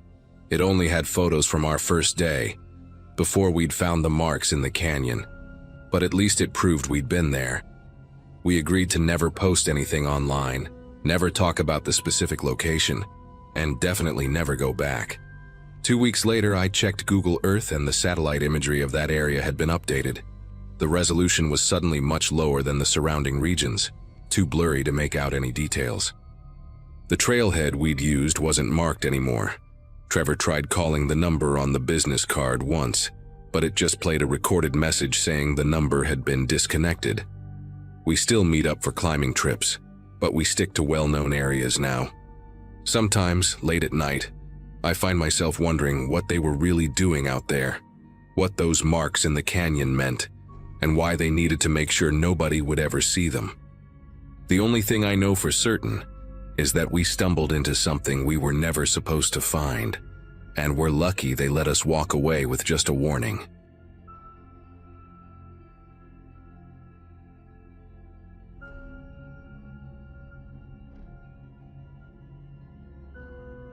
The trail map at the ranger station showed 17 miles of switchbacks through pine forest, and that Saturday morning in September, I had the whole route practically to myself. I'd driven 3 hours north from Sacramento just to find this kind of solitude. At 29, after 5 years designing logos and websites for tech startups, I'd learned that the only way to stop my brain from obsessing over color palettes and typography was to exhaust my body completely. My apartment mate Shannon thought I was crazy for choosing the most remote trails possible, but she didn't understand what it was like to spend 50 hours a week arguing with clients about why their logo couldn't be more purple, but also less purple. These solo hikes had become my ritual, my way of remembering that there was a world beyond pixels and Pantone colors. The parking area at the trailhead was just a small dirt clearing carved out of the forest, with room for maybe 6 cars if everyone squeezed in tight. When I pulled in around 7 that morning, there was only one other vehicle there, a beat-up green pickup that looked like it had been through a war. The thing was more rust than metal at this point, with a spiderweb crack across the entire windshield and what appeared to be dried mud caked on every surface. The bed was full of random gear covered by a torn blue tarp that flapped in the morning breeze. I grabbed my pack, double-checked my water bottles, and started up the trail, grateful for the early start. The first 2 hours were exactly what I'd hoped for, steady climbing through towering pines, the only sounds being birds and my own breathing. Around 9 a.m., I was coming around a blind curve where the trail narrowed between 2 massive granite boulders when I saw him. There was a man in full hunting camouflage sitting on a fallen log about 20 feet ahead, completely motionless, with a shotgun resting across his lap. The way he sat there was wrong somehow, too still, like he'd been in that exact position for hours. His camo gear wasn't the typical hunting outfit you'd see at a sporting goods store. It was old, faded to almost gray in some spots, with patches of different patterns sewn over tears. The shotgun looked ancient too, with scratches all along the wooden stock and rust creeping along the barrel. But what really made my chest tighten was how he was positioned. He wasn't facing the woods where you'd expect to see deer or game. He was facing the trail, facing directly where anyone walking would have to pass. I tried to act normal, kept my pace steady, and called out a friendly "morning" when I was about 10 feet away. Nothing, not even a shift in his posture. His face was partially hidden under an old baseball cap, but I could see enough. Weathered skin, maybe mid-50s, with a graying beard that hadn't been trimmed in months. His eyes, though, those I'll never forget. They were this washed-out blue color, like denim that's been left in the sun too long, and they tracked me as I approached without a single blink. Not once. I counted the seconds in my head as I walked past, 7, 8, 9, and those eyes just followed me, his head turning slightly to keep me in view while the rest of his body remained completely frozen. The trail was narrow there, maybe 3 feet wide, which meant I had to pass within arm's reach of him. As I squeezed by, I noticed details that made my whole body tense up. His boots were caked with fresh mud even though the trail had been bone dry for weeks. His fingernails were black with dirt, and there was something dark stained on the cuffs of his jacket. The smell hit me too. Not just body odor, but something else, something metallic and sharp that made me breathe through my mouth. Once I got past him, every instinct screamed at me to run, but I forced myself to maintain the same steady pace. I could feel those eyes burning into my back, and I listened hard for any sound of movement behind me. The creak of that log, footsteps on the trail, the pump of a shotgun. Nothing. Just my own ragged breathing and the hammering of my heart. After what felt like an hour, but was probably 2 minutes, I risked a glance back.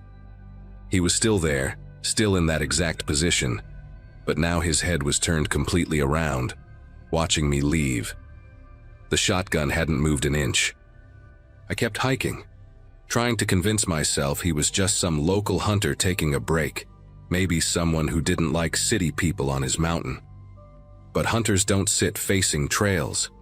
They don't stay perfectly still when someone passes, and they definitely acknowledge when you greet them, even if it's just a grunt or a nod. The next 3 hours were torture. Every sound in the forest made me jump. A squirrel in the leaves became footsteps.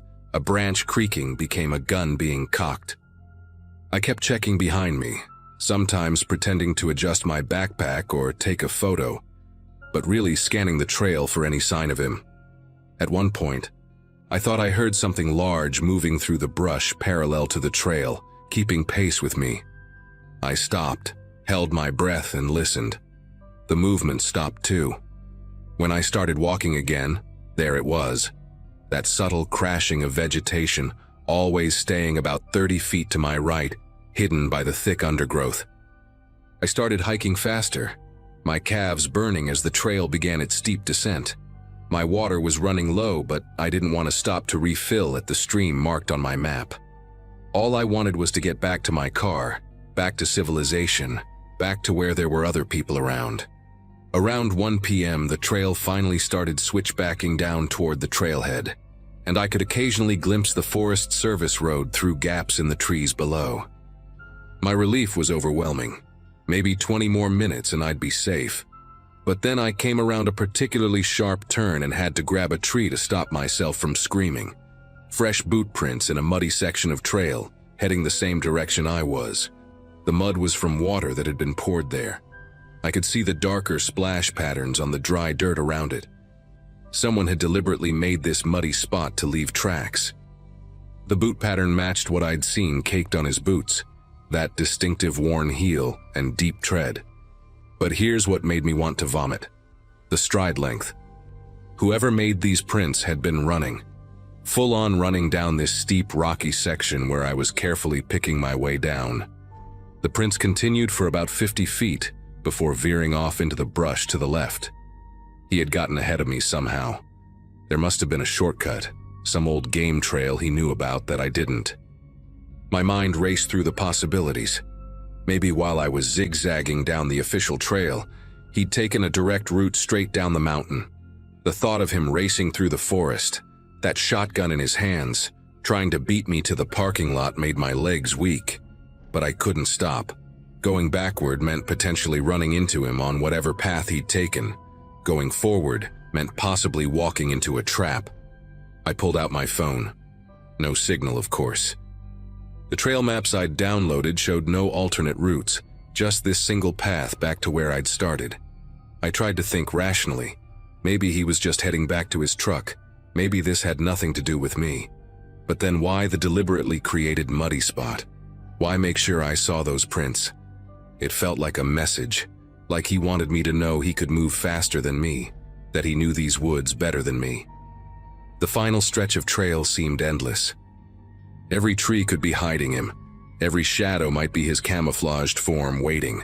I started making noise deliberately, coughing, talking to myself, kicking rocks, figuring if he knew where I was, at least I wouldn't surprise him into doing something violent. That's what I told myself anyway. Really, I think I just needed to hear something other than my own terrified heartbeat. When the trees finally opened up and I could see the small parking area below, my relief lasted about 2 seconds. There he was, leaning against a pine tree at the edge of the lot, maybe 15 feet from my car. Same camouflage, same shotgun now propped against his shoulder like he was just casually waiting for someone. The green pickup was gone. Just my white Subaru sat there in the dirt looking impossibly far away. He wasn't even pretending to hide. He was right there in the open, positioned perfectly between me and my vehicle. I stopped at the tree line, still partially concealed, trying to figure out what to do. Running for the car seemed insane. He'd have plenty of time to react. But standing there wasn't an option either. That's when I noticed something that made everything worse. My car's rear tire on the driver's side looked wrong. Too low, almost flat. From where I stood, I could see something metallic glinting near the wheel. He'd done something to my tire. I pulled out my phone again, holding it up desperately, searching for even one bar of signal. Nothing. The nearest town was 40 miles away, and I'd passed maybe 3 cars on the drive up. Nobody knew exactly where I was. Shannon knew I was hiking somewhere up north, but I'd been vague about which trail. I'd wanted solitude, and now that isolation felt like a death sentence. The man hadn't moved, hadn't even looked in my direction, but I knew he was aware of exactly where I was standing. Then I did something that probably saved my life. Instead of approaching my car, I turned and walked parallel to the parking area, staying in the trees, heading toward the Forest Service road. If I couldn't drive out, maybe I could walk far enough down the road to get cell signal or flag down a car. As soon as I changed direction, he shifted too, pushing off from the tree and taking a few steps to maintain his position between me and any exit. That's when I realized he'd been hurting me this whole time, using fear to push me exactly where he wanted. But his movement revealed something important. He was limping slightly, favoring his left leg, maybe from that crazy run down the mountain. I kept moving through the trees, making a wide arc, and he kept adjusting, but that limp was slowing him down. When I got to where the trail met the road, about 100 yards from the parking area, I made my decision. I burst out of the trees and ran straight down the middle of the dirt road, sprinting faster than I'd ever run in my life. Behind me, I heard him shout something, the first sound he'd made all day. It wasn't words, just this guttural, angry noise that echoed off the mountains. I didn't look back, just pumped my arms and ran, my pack bouncing painfully against my spine. After maybe a quarter mile, I heard an engine roar to life behind me. The green pickup. He'd hidden it somewhere off the road. I veered into the forest, crashing through undergrowth, branches tearing at my clothes and skin. The truck couldn't follow me here, but I could hear it racing down the road, trying to get ahead of me again. I stayed in the trees, paralleling the road, stumbling over roots and rocks, until finally, after what must have been 2 miles, I saw another car coming up the mountain. I threw myself into the road, waving my arms frantically. It was an older couple in an RV, and they stopped immediately, probably terrified by how I looked, covered in scratches, crying, completely hysterical. They drove me all the way to the ranger station where I filed a report. The rangers knew exactly who I was describing. Robert Vance, local guy with a history of scaring hikers, especially women hiking alone. They'd never been able to prove anything serious enough to arrest him, but there'd been complaints going back years. They gave me a ride back to get my car the next day, with a police escort. The tire had been slashed, not just punctured. Robert's truck was nowhere to be found. I never went hiking alone again after that. I know that's what he wanted, to take that freedom away from me, but I just can't. Even now, 5 years later, I still dream about those washed-out blue eyes and wake up feeling like I'm being watched.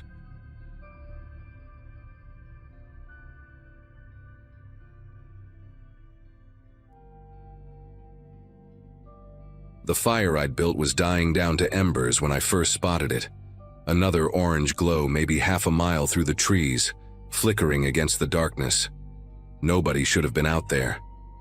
The nearest logging road was 20 miles behind me, and I'd hiked another 6 miles into the backcountry from where I'd left my truck. This section of Wyoming wilderness wasn't on any of the popular hunting maps, wasn't mentioned in the guides. An old-timer who ran a sporting goods store in Cheyenne had told me about it, said his grandfather used to trap beaver here in the 50s, before the area got designated as wilderness. I'd been coming to this exact spot for the past 2 days, hadn't seen a single boot print besides my own. The isolation was the whole point. After everything with the divorce papers finally going through, I needed somewhere to think without running into chatty hunters asking about my tags or wanting to share camp coffee. My little ridge campsite gave me a decent view through the pines, which is how I caught sight of that other fire. At first I figured maybe it was just light reflecting off granite or something, but no. It was definitely flames, and big ones too. Whoever was down there wasn't trying to hide. I could see shadows moving around it, multiple people from the looks of it. My freeze-dried beef stew sat half-eaten in its pouch while I watched, trying to make sense of what I was seeing. November in these mountains meant serious cold after dark, dropping into the low 20s, and most hunters I knew would have set up camp hours ago, not be starting fires this late. Plus, elk season had specific zones, and this wasn't one of them. I'd checked the regulations 3 times before coming out here. I'd chosen this area specifically because it was outside the legal hunting grounds. Figured I'd have it to myself for some target practice and small game.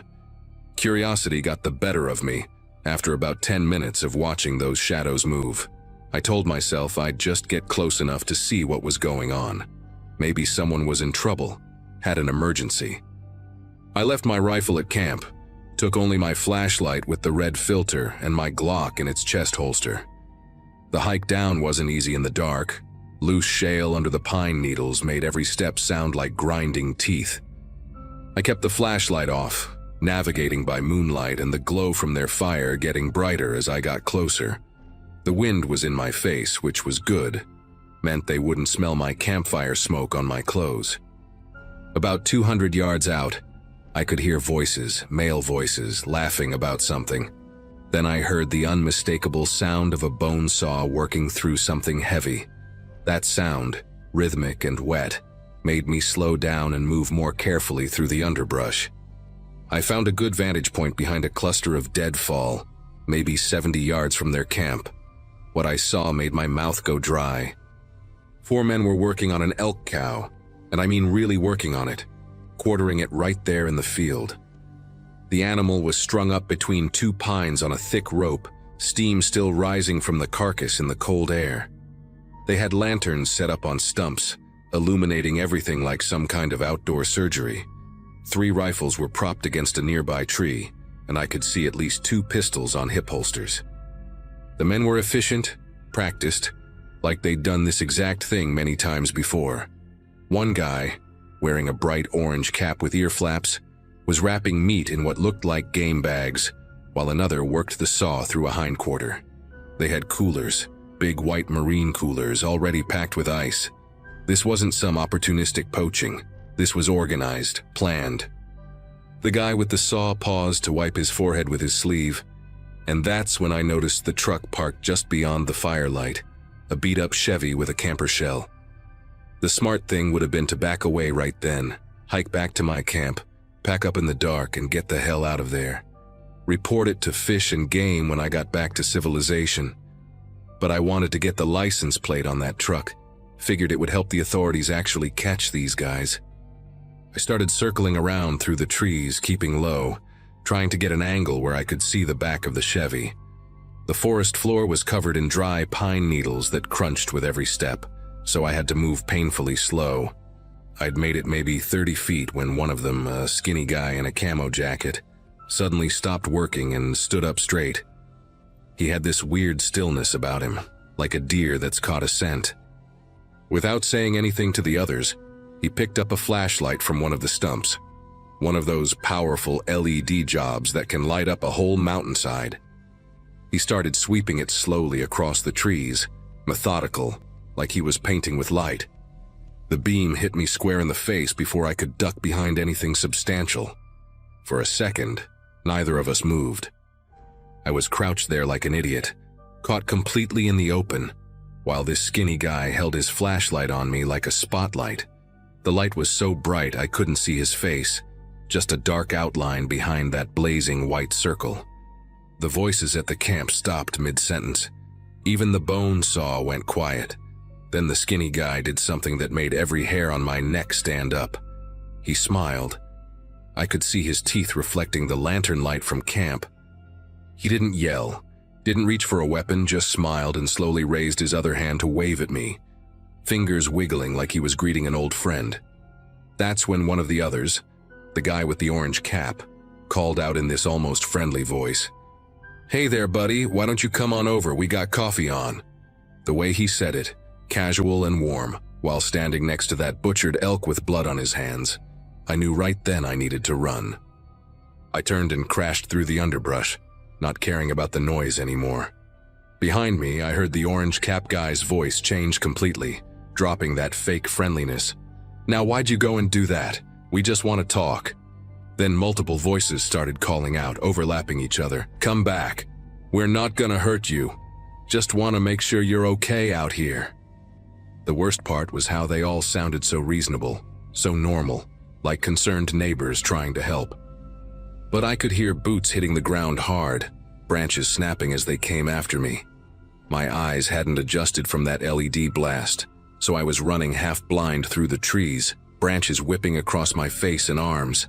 I stumbled over a root and went down hard, my knee hitting a rock with a crack that sent lightning up my leg. When I tried to stand, I heard one of them laugh, not far behind me, maybe 50 feet. "He's hurting," the voice said. "Sounds like he needs our help." They were spreading out. I could tell from the voices coming from different directions now. They knew these woods, had to, the way they were moving so confidently in the dark. I forced myself to stop panicking and think. My camp was uphill northeast, but leading them straight there would be stupid. I needed to lose them first. I remembered passing a creek bed on my way down, mostly dry but full of basketball-sized rocks. I headed for it, trying to control my breathing, trying to move quieter despite the pain shooting through my knee with every step. The creek bed was maybe 100 yards away, but it felt like miles. Behind me, the skinny guy's voice rang out, weirdly sing-song. "We can hear you breathing, friend. That knee sounds painful." Another voice, deeper, answered from my left. "Should have just had coffee with us. We're nice people once you get to know us." They were enjoying this, I realized. This was fun for them. I reached the creek bed and immediately started working my way upstream, stepping from rock to rock, hoping to break my trail. The stones were slick with frost and I nearly fell twice, catching myself on my hands, scraping palms raw. The voices behind me had gone quiet, which was somehow worse than the taunting. They were listening now, hunting properly. I made it about 200 yards up the creek before I heard it. A whistle, sharp and clear, from somewhere above me on the ridge. An answering whistle came from down below. They were communicating, coordinating. I knew then that at least one of them had circled around to cut me off. My chest was burning from the altitude and exertion, each breath coming out in visible puffs that I was sure they could see. I had to make a choice. Keep going up the creek where they expected me to go, or cut back into the forest and risk running right into one of them. I chose the forest, climbing up the east bank as quietly as my busted knee would allow. The moment I got into the trees, I heard footsteps on the rocks below. One of them had been right behind me the whole time, just staying quiet. I pressed myself against a thick pine trunk, trying to become part of the bark.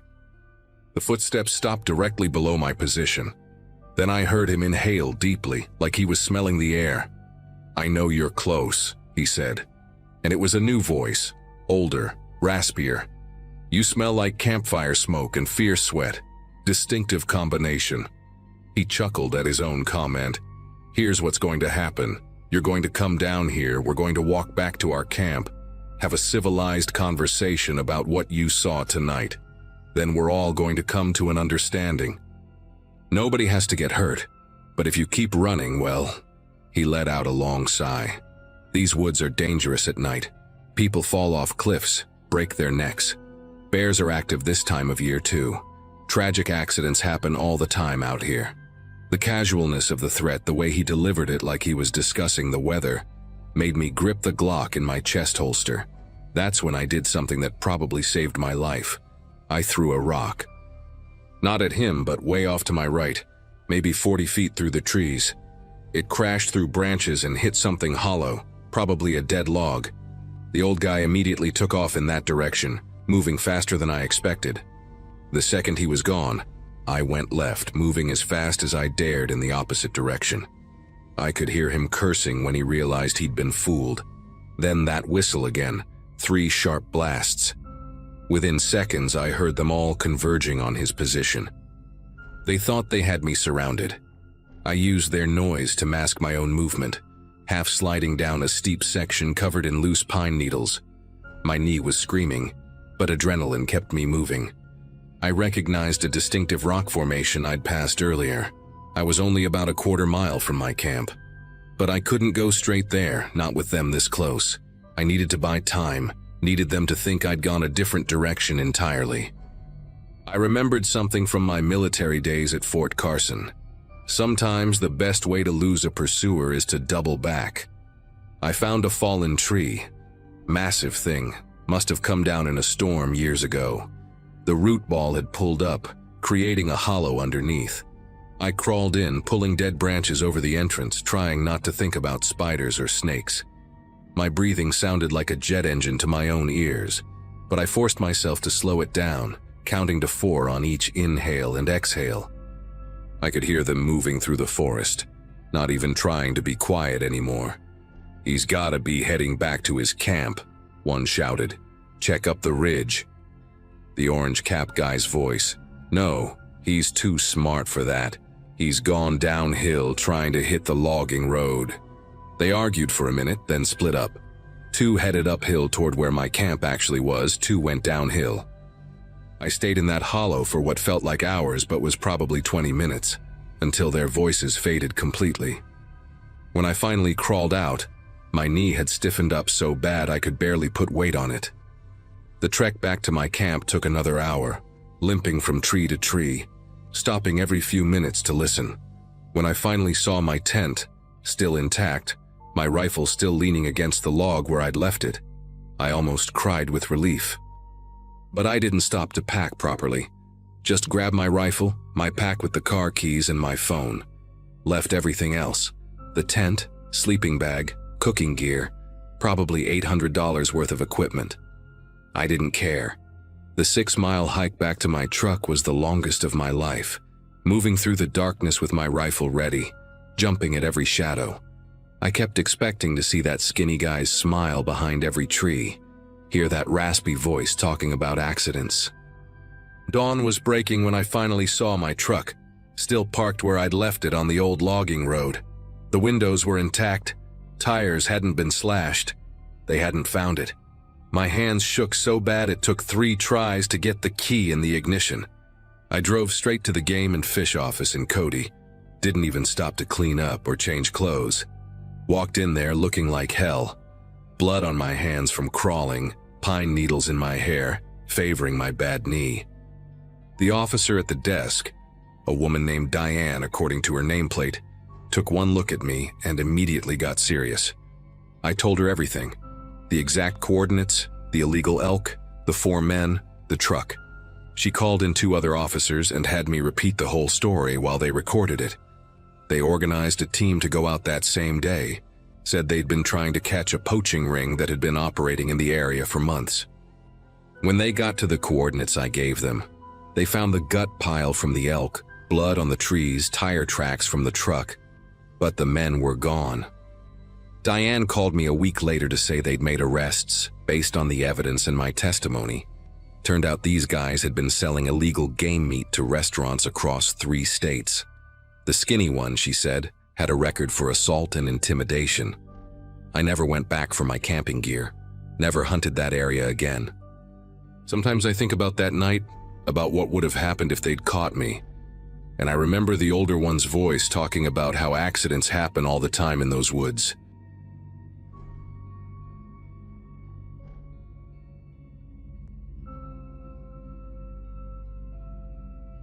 Northern Maine has a way of getting under your skin, especially in winter, when the forest turns into something else entirely. I should have paid more attention to that feeling when we went looking for Gary that December morning in 2017. He'd been my hunting buddy for 15 years, ever since we both moved to Millinocket for the paper mill jobs. Gary was the kind of guy who could track a mouse through fresh snow and tell you which way it was heading by the angle of its tail drag. He knew those woods better than most people know their own backyards, which made everything that happened that much harder to understand. We'd split up that morning around 6, each taking different sections of the ridge where we'd spotted deer sign the previous weekend. Those pines up there grow different than anywhere else. They cluster together so tight that walking between them feels like squeezing through a crowd of silent watchers. Gary had headed northwest, following fresh tracks he'd noticed near an old logging road that hadn't been used since the 70s. The plan was simple: meet back at my truck by noon, earlier if either of us tagged something. When 1 o'clock rolled around with no sign of him, I figured he was field dressing a deer somewhere, taking his time like he always did. But when 2 o'clock came and went, that familiar knot started forming in my gut. Gary never missed a meetup time, not once in all our years hunting together. By 2:30, I'd already called Jake and Tommy, and we were gearing up to go find him.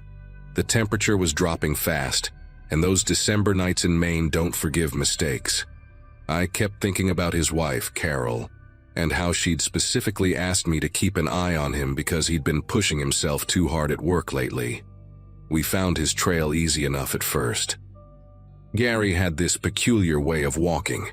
His left foot always turned out slightly more than his right, a leftover from a motorcycle accident in his 20s. Following his boot prints through the fresh snow was like reading a familiar book. He'd stopped several times to examine deer tracks, and I could see where he'd knelt down to get a better look at some scat near a cluster of young birches. Everything looked normal, methodical even, the way Gary always hunted. Jake was on my left, Tommy on my right, and we spread out about 20 yards apart, calling his name every few minutes. Our voices seemed to die just a few feet from our mouths, swallowed by those dense pines that pressed in from all sides. About a mile in, Gary's track suddenly veered off the deer trail he'd been following.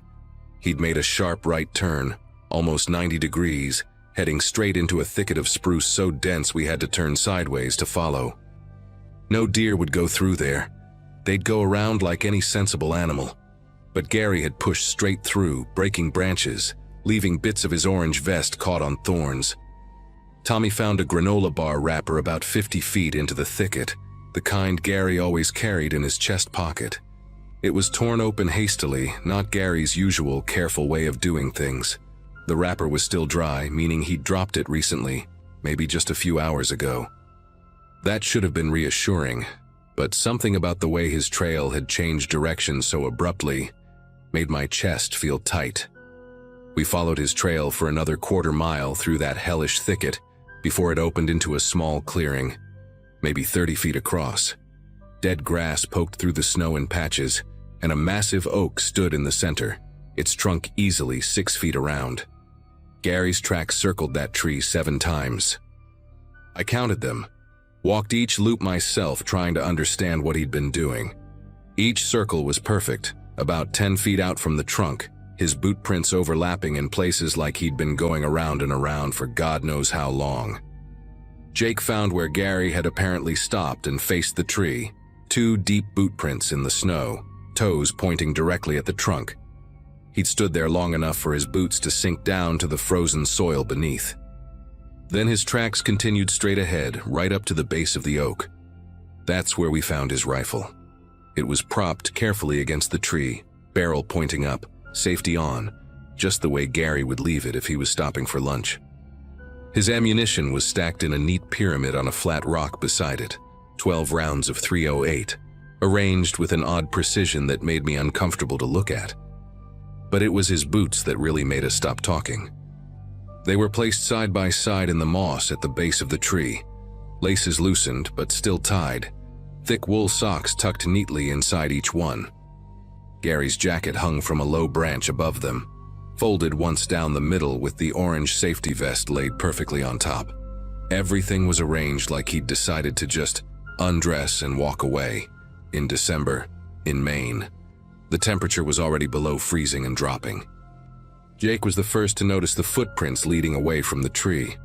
Bare feet, definitely Gary's. I recognized the crooked middle toe on his left foot from all those summers we'd gone fishing at Moosehead Lake. The prints headed due north from the oak, each step measured and deliberate, about 2 feet apart like he was walking at a normal pace. No stumbling, no dragging, no sign of the hypothermia that should have set in within minutes of removing his boots. We followed those bare footprints for maybe 200 yards through the snow before they simply stopped. Not gradually, not near any landmark or obstacle. One footprint, then nothing. The snow ahead was pristine, untouched, like Gary had taken one more step and just ceased to exist. Tommy got down on his knees at that last footprint, studying it from every angle, even pulling out his phone to take pictures. The print was deep and clear, toes spread slightly like Gary had been putting his full weight on that foot. But there was no push-off mark, no indication he'd jumped or been lifted. The snow for 20 feet in every direction showed no disturbance at all, not even the tiny tracks mice leave when they tunnel underneath. Jake started walking in widening circles, searching for any sign of where Gary might have gone, while I stood there staring at that final footprint. I remember the woods were completely silent then.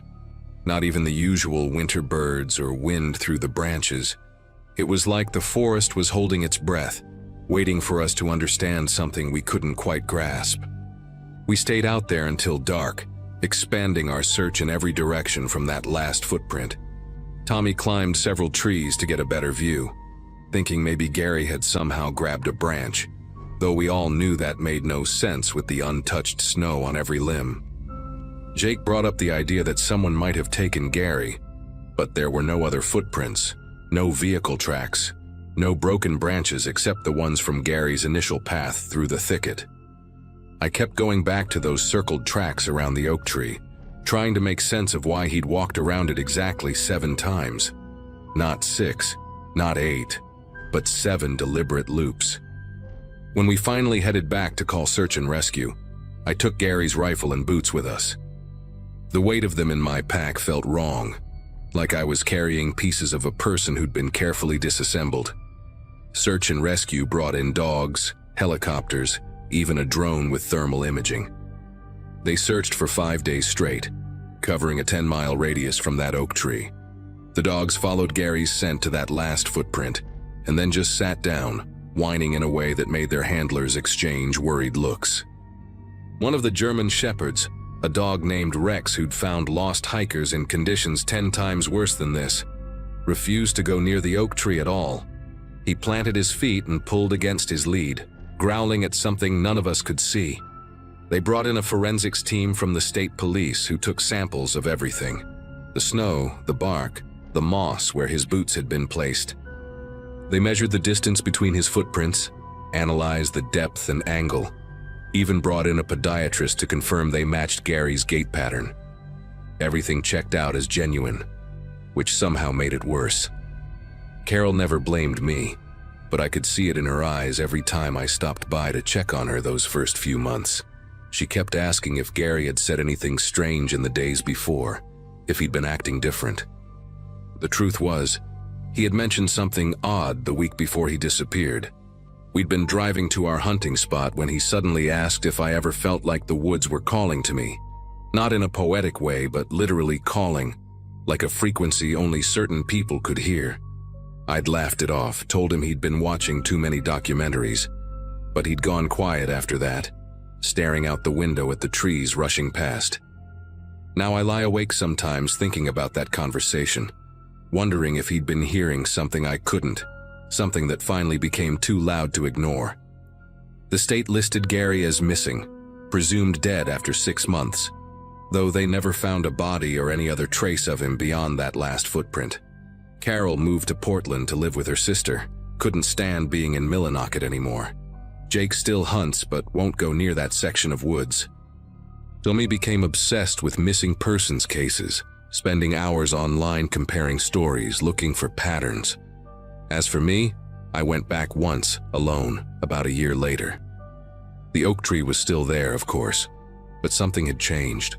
The bark where Gary's rifle had been propped was worn smooth, like hundreds of hands had touched that exact spot. And at the base of the tree, pressed into the moss where his boots had been, were 2 deep depressions that had never filled in, as if the earth itself refused to forget. I stood there for a long time, listening to the silence, half expecting to hear my name being called. When a branch cracked behind me, I turned and walked straight back to my truck without looking back. Some mysteries aren't meant to be solved, and some places aren't meant to be revisited.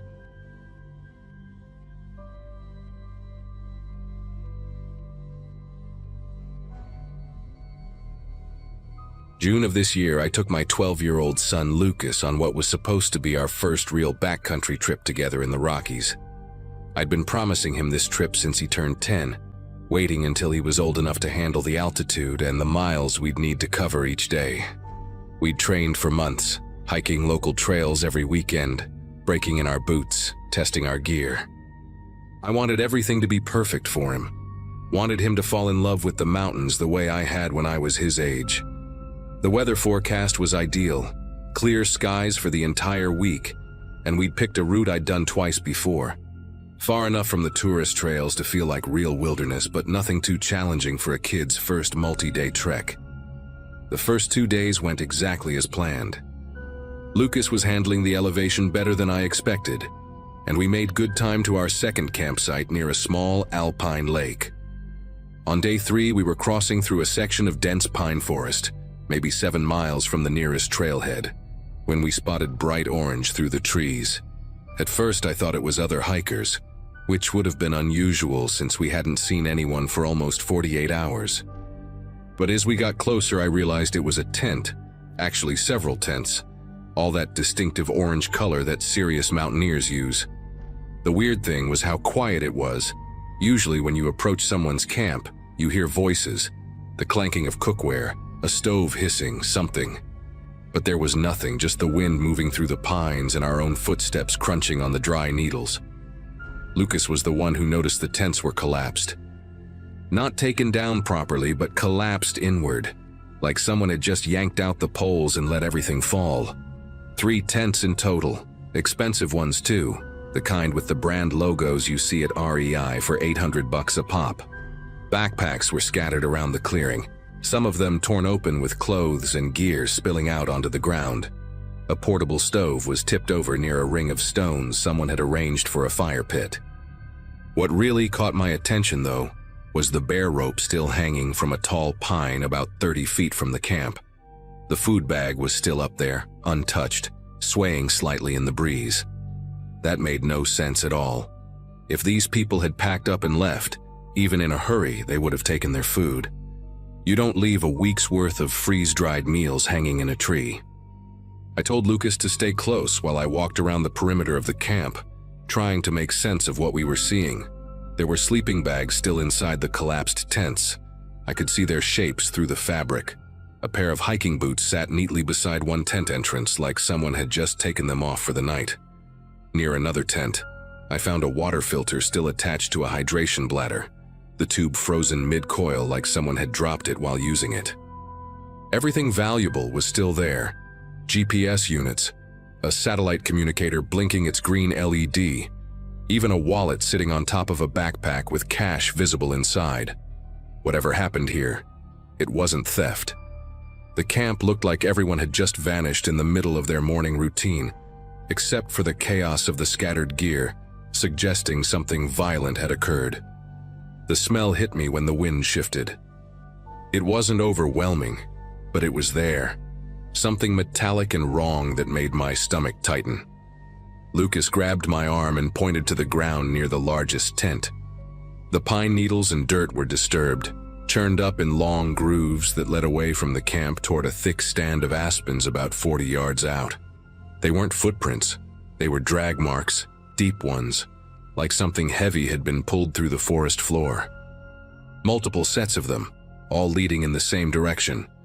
The marks were maybe 3 days old, judging by how the edges had started to crumble but hadn't been washed out by rain yet. Each groove was about 2 feet wide, and I could see where fingers or hands had clawed at the ground in some places, leaving desperate scratches in the dirt. Lucas started to follow one of the trails with his eyes, and I grabbed his shoulder to stop him from walking toward the trees. We needed to leave. Now. But I couldn't help myself from taking one more look at those marks. They didn't make sense from a practical standpoint. If someone was injured, you'd carry them or make a stretcher. If it was an animal attack, which was my first thought, bears or mountain lions don't drag people away like that. They either eat on sight or they don't drag multiple victims in the same direction. The uniformity of it, the deliberate path toward those aspens, it suggested something coordinated, something human. But what kind of person or people would drag 3 or 4 adults through the forest? And why were there no footprints around the drag marks? Just those grooves, carved deep into the earth, disappearing into the shadows between the white tree trunks. I pulled out my phone to take pictures thinking we'd need evidence for the rangers, but my hands kept trembling and the photos came out blurry. Lucas was tugging at my pack, whispering that we should go, his voice high and scared in a way I'd never heard before. But then I noticed something else that made my chest go tight. The satellite communicator on the ground, the one still blinking green, it was sending out an SOS signal. The little screen showed it had been activated 3 days ago at 4:47 a.m. Someone had called for help, and help never came. Or maybe it did come, and whatever happened to the rescue team was the reason we weren't seeing any recent tracks on the trail. The thought made me dizzy.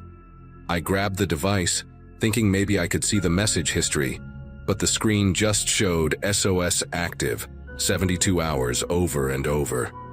We started backing away from the camp, keeping our eyes on those aspens where the drag marks disappeared. Every shadow between the trees looked wrong, like something could be watching us. Lucas was pressed against my side, his breathing quick and shallow. I kept telling him we were okay, that we were leaving, but my voice sounded fake even to me. The forest was too quiet. No birds, no squirrels, nothing. Just our footsteps and our breathing, and the wind making the abandoned tents rustle like something was still inside them. We'd made it maybe 50 feet when we heard it, a branch snapping somewhere behind those aspens, heavy and deliberate. Not the random crack of a falling stick, but the sound of weight being placed wrong, like someone or something adjusting their position. We didn't run, not yet, because running triggers pursuit instincts in predators, but we moved faster, my hand gripping Lucas's wrist so tight it probably hurt. The next sound was worse. It was a whistle, long and low, coming from somewhere beyond those aspens. Not a bird call, but a human whistle, the kind you'd use to signal someone. Then another whistle answered it, this one from our left, maybe 100 yards out. A third came from behind us, closer to the trail we'd used to get here. They were coordinating, whoever they were. Lucas made a small whimpering sound and I pulled him closer, my mind racing through our options. The trail back was compromised. Going forward meant passing those drag marks. The whistles came again, closer this time, and I could hear movement in the underbrush, deliberate and unhurried. They weren't trying to hide anymore. That's when I remembered the emergency whistle on my pack, the one I'd taught Lucas to use if we ever got separated. 3 sharp blasts meant danger, but using it now would just tell them exactly where we were, even though I was pretty sure they already knew. I made the decision to go perpendicular to the drag marks, straight north toward a ridgeline I could see through the trees. It would be a brutal climb, but whoever was out there seemed to be expecting us to use the established trails. Lucas understood without me having to explain, and we started moving, trying to be quiet, but knowing speed mattered more than stealth now. Behind us, I heard voices for the first time. Male voices, at least 3 distinct ones, talking in normal conversational tones like they were on a casual hike. Couldn't make out the words, but the normalcy of it was somehow worse than shouting would have been. They weren't worried about us hearing them. They weren't worried about anything. We climbed faster, my legs burning, Lucas scrambling over rocks and roots with his small hands grabbing at anything for purchase. The voices stayed steady behind us, matching our pace without seeming to hurry. After 20 minutes of climbing, I risked a look back and saw them. 3 figures in regular hiking gear following our path up the ridge. They weren't running. They were just walking, steadily and calmly, like they knew exactly where we were going and how this would end. The ridgetop saved us, not because it provided escape, but because it connected to an old Forest Service road I'd forgotten was there. We practically fell onto it, Lucas crying now, his legs shaking from the climb. I could still see those three figures below, maybe 10 minutes behind us, still walking at that same unnerving pace. The road gave us speed though, and we ran. We ran until Lucas threw up. Then I carried him and ran more. My satellite phone finally got signal after 2 miles, and I called 911 while still moving. The dispatcher kept asking me to slow down, to explain clearly, but I just kept saying there were people following us, that there was an abandoned camp with drag marks, that something had happened to other hikers. She said rangers were on their way, to keep moving toward the main trail. We made it to the parking area where we'd left our car 3 days earlier.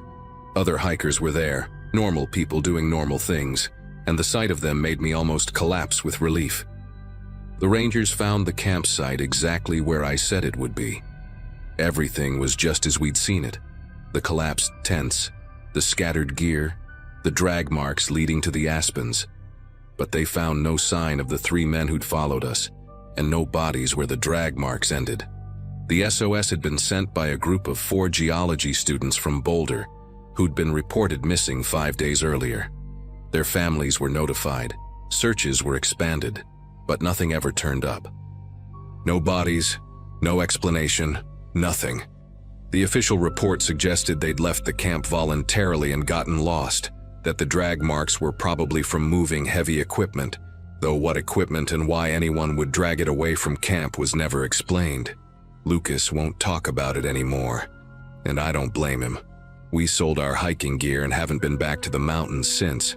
Sometimes I check online to see if those students ever turned up, but they haven't. I think about those 3 men walking calmly up the ridge, and I wonder if they're still out there, waiting at other campsites, creating new drag marks that lead nowhere.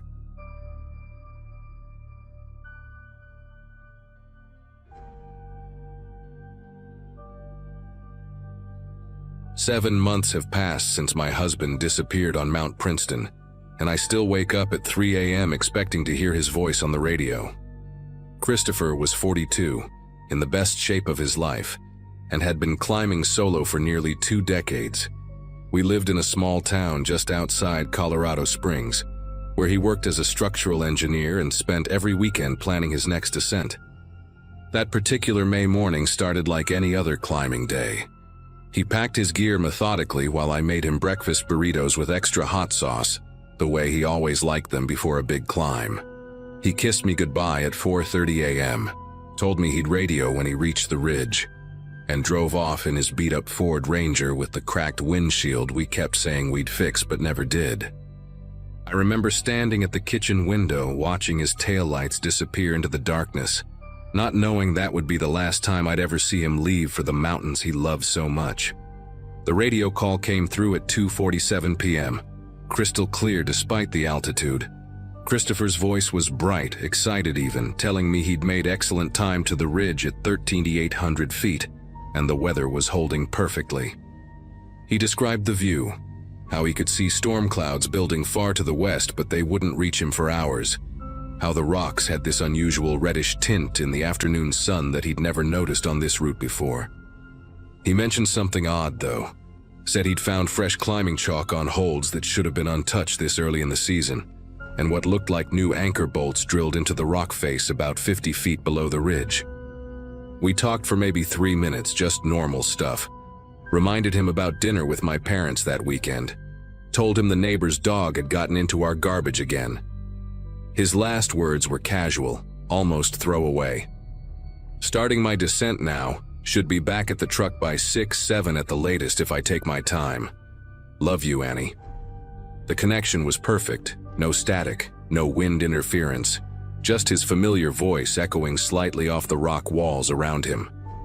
By 7:30 p.m. I wasn't worried yet. Christopher often underestimated his descent times, especially when he stopped to take photos or explore a different route down. But when 9 p.m. rolled around and the sun had completely disappeared behind the mountains, I started calling his cell phone every 5 minutes, knowing it was useless at that elevation but needing to do something. At 10 p.m. I called search and rescue. The woman who answered, Janet, had that practiced calm voice they must teach them, asking for his planned route, what gear he had, his experience level. She assured me they'd send a team at first light. They couldn't risk a night search on those technical routes. I didn't sleep, just sat by the radio all night, turning the dial through different channels, hoping maybe he'd switched frequencies for some reason. Around 3 a.m., I heard another climber's transmission from somewhere in the area, talking to his partner about the weather, and I broke protocol, frantically asking if they'd seen anyone on Mount Princeton's east face. They hadn't, but they promised to keep an eye out at dawn. The search team found his truck exactly where he said he'd parked it, at the small pullout near the tree line at 9,600 feet. His climbing log was on the passenger seat, showing his planned route up the east face, a challenging but well-documented path he'd climbed at least a dozen times before. What they found next still makes no sense to me, even after all these months of turning it over in my mind. About 800 feet up from where they found his initial anchor points, his rope was still attached to the rock face, secured with his distinctive blue carabiners. He always used blue ones because he said they were easier to spot against the gray granite. The rope extended down about 150 feet from that anchor point, taut and properly positioned for a rappel. But then it just ended. Not frayed, not broken against the rocks, but cut clean through, like someone had taken a sharp knife to it. The cut was so precise that the lead investigator initially thought it might have been done with bolt cutters, though who would bring bolt cutters up a cliff face, and why? The search expanded over the next 3 weeks, involving 2 helicopter teams, dozens of volunteers, and even a group of Christopher's climbing buddies who knew his habits and preferred routes. They found more disturbing details, but no sign of Christopher himself. About 60 feet from where the rope ended, on a narrow ledge barely wide enough for a person to stand, they discovered his chalk bag, the red one with the compass rose I'd embroidered on it for his birthday. It was placed carefully on the ledge, not dropped or fallen, but set there deliberately like someone had taken their time to position it. Inside the chalk bag, along with the usual magnesium carbonate, was Christopher's wedding ring. He never climbed with it on, always left it in the truck's glove compartment, secured in a small metal tin with some emergency cash. I checked the truck myself. The tin was still there, unopened, with the cash inside but no ring. The rescue team leader, a man named Frank who'd been doing this for 30 years, pulled me aside and said in all his time, he'd never seen anything like this. What haunts me most came from the forensic analysis of the rope. The state police brought in a specialist to examine the cut under high magnification, and her findings made everyone uncomfortable. The rope hadn't been cut in a panic or in a single motion. There were hesitation marks, tiny serrations showing whoever did it had started and stopped multiple times, as if they were taking their time or struggling with the decision. The angle suggested it was cut from above, not below, which meant either Christopher cut his own line while rappelling, which makes no sense and would be virtually impossible while bearing weight on it, or someone else was on that mountain with him. But here's what nobody can explain. The weather was perfect that day, visibility for miles, and at least 4 other climbing groups were on various routes on Mount Princeton. Nobody reported seeing Christopher after 11 a.m., but more importantly, nobody saw anyone else on the east face that entire day. The route he was on is exposed, visible from multiple vantage points. If someone else had been there, cutting his rope, someone would have seen them. The investigation turned up one more piece of evidence that the authorities kept quiet for months, only telling me about it recently when I pressed them for answers. A hiker named Gregory Walsh had been photographing birds from a trail on the opposite ridge that day, using a telephoto lens. When investigators reviewed his memory card, they found a series of shots taken between 3:15 and 3:45 p.m., roughly 30 minutes after Christopher's last radio transmission. In the background of 7 consecutive photos, barely visible but definitely there when enhanced, you can see a figure on the east face. The first 3 photos show what appears to be Christopher, identifiable by his orange helmet and the way he moved. I'd watched him climb enough to recognize his particular rhythm and style. But in photos 4 through 7, there's something wrong. The figure is still there, in approximately the same position on the rock face, but it's not moving between shots. Each photo was taken roughly 5 minutes apart, and the figure remains in exactly the same position, same posture, like it was frozen in place. Gregory didn't notice anything unusual at the time, was focused on a pair of golden eagles nesting below. The last photo, taken at 3:43 p.m., shows an empty rock face. I went back to Mount Princeton myself 2 months after Christopher disappeared, accompanied by his climbing partner Wade and a professional guide. We didn't attempt the technical route, just hiked to a vantage point where we could see the area where his rope was found. Wade brought high-powered binoculars and we spent hours scanning the cliff face, looking for any sign, any clue. That's when Wade noticed something the search teams had apparently missed. About 40 feet below where the rope ended, there was a shallow cave, more of a deep depression in the rock really, invisible from most angles. The guide said it would be nearly impossible to access without technical gear, and even then, it would be extremely dangerous. We reported it to the authorities, and they sent a specialized team to investigate 3 days later. Inside that depression, they found something that changed the whole investigation but brought no comfort.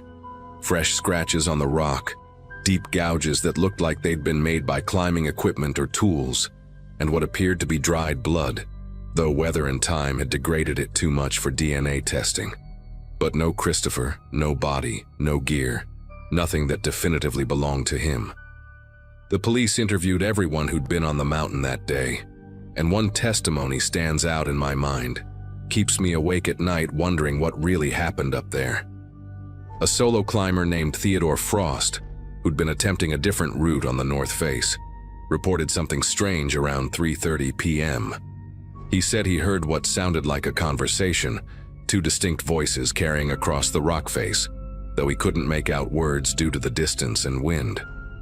What troubled him was that one voice sounded agitated, almost angry, while the other was remarkably calm, monotone even. He'd assumed it was climbers from another party having a disagreement about routes or equipment, something that happens often enough on technical climbs. But when he'd scanned the east face with his binoculars, he saw only one person, someone in an orange helmet, matching Christopher's description. Theodore swore the person appeared to be gesturing, moving their arms as if in conversation, but there was nobody else visible on the rock face. He thought maybe the other climber was just out of sight behind an outcropping. Didn't think much of it until he heard about Christopher's disappearance on the news 3 days later. The strangest discovery came 6 weeks after Christopher vanished, when a geology team from the local college was conducting unrelated research on the mountain's mineral composition.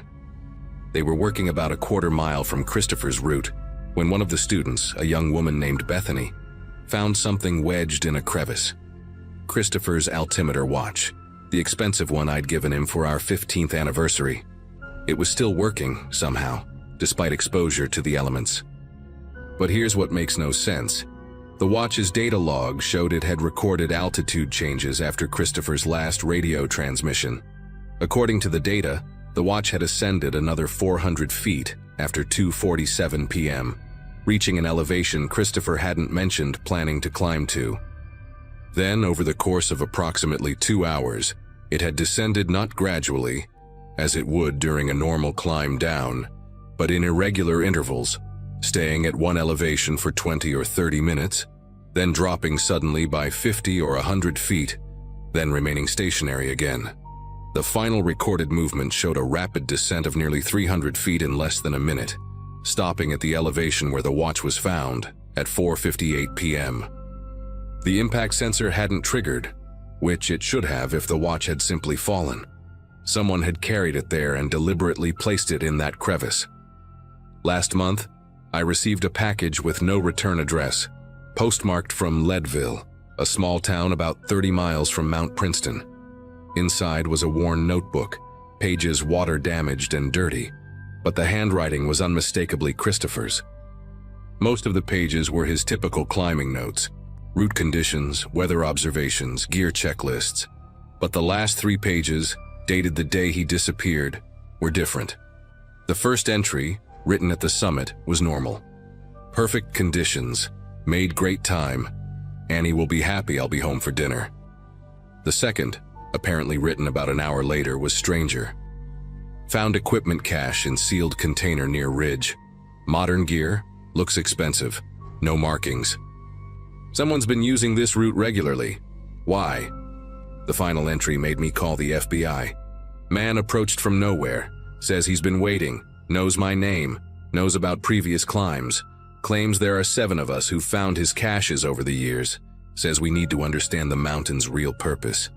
Following him to secondary route, he says only locals know. Something about mineral deposits and government surveys from the 1980s.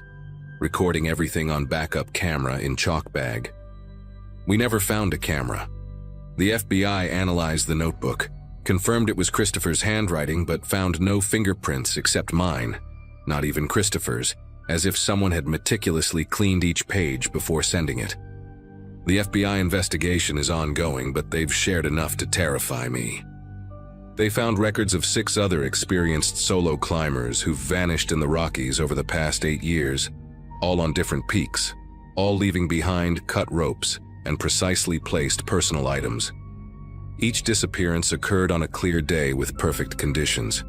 In 2 cases, witnesses reported seeing the climber talking to themselves or gesturing at empty air shortly before they vanished. The FBI agent, a woman named Agent Holloway who specializes in wilderness disappearances, told me they believe someone with extensive climbing experience and intimate knowledge of these mountains has been targeting solo climbers. But she also admitted they can't explain the physical evidence, how someone could approach these climbers unseen on exposed rock faces, how they could control the situation so completely that experienced mountaineers couldn't call for help or escape, or why the bodies are never found despite extensive searches. They've had teams camping on various peaks for months, watching, waiting, but nothing. Whoever or whatever is responsible seems to know exactly when and where to avoid detection. Agent Holloway suggested I might want to consider moving, starting fresh somewhere far from the mountains. But I can't leave, not yet. Every morning I still turn on the radio at 2:47, Christopher's last transmission time, hoping to hear something, anything. Sometimes when the static clears just right, I swear I can hear voices in the white noise, calm and monotone, discussing routes and ridges and names I don't recognize. I tell myself it's just interference from other climbers, but late at night, when I replay Christopher's last message that I recorded on my phone, I notice something I missed before. In the background, barely audible, there's another voice, speaking in that same flat tone Theodore described, saying words I can't quite make out except for one phrase that sounds like, "He's ready now." The FBI has the recording, but they claim the audio analysis shows no second voice. I know what I hear.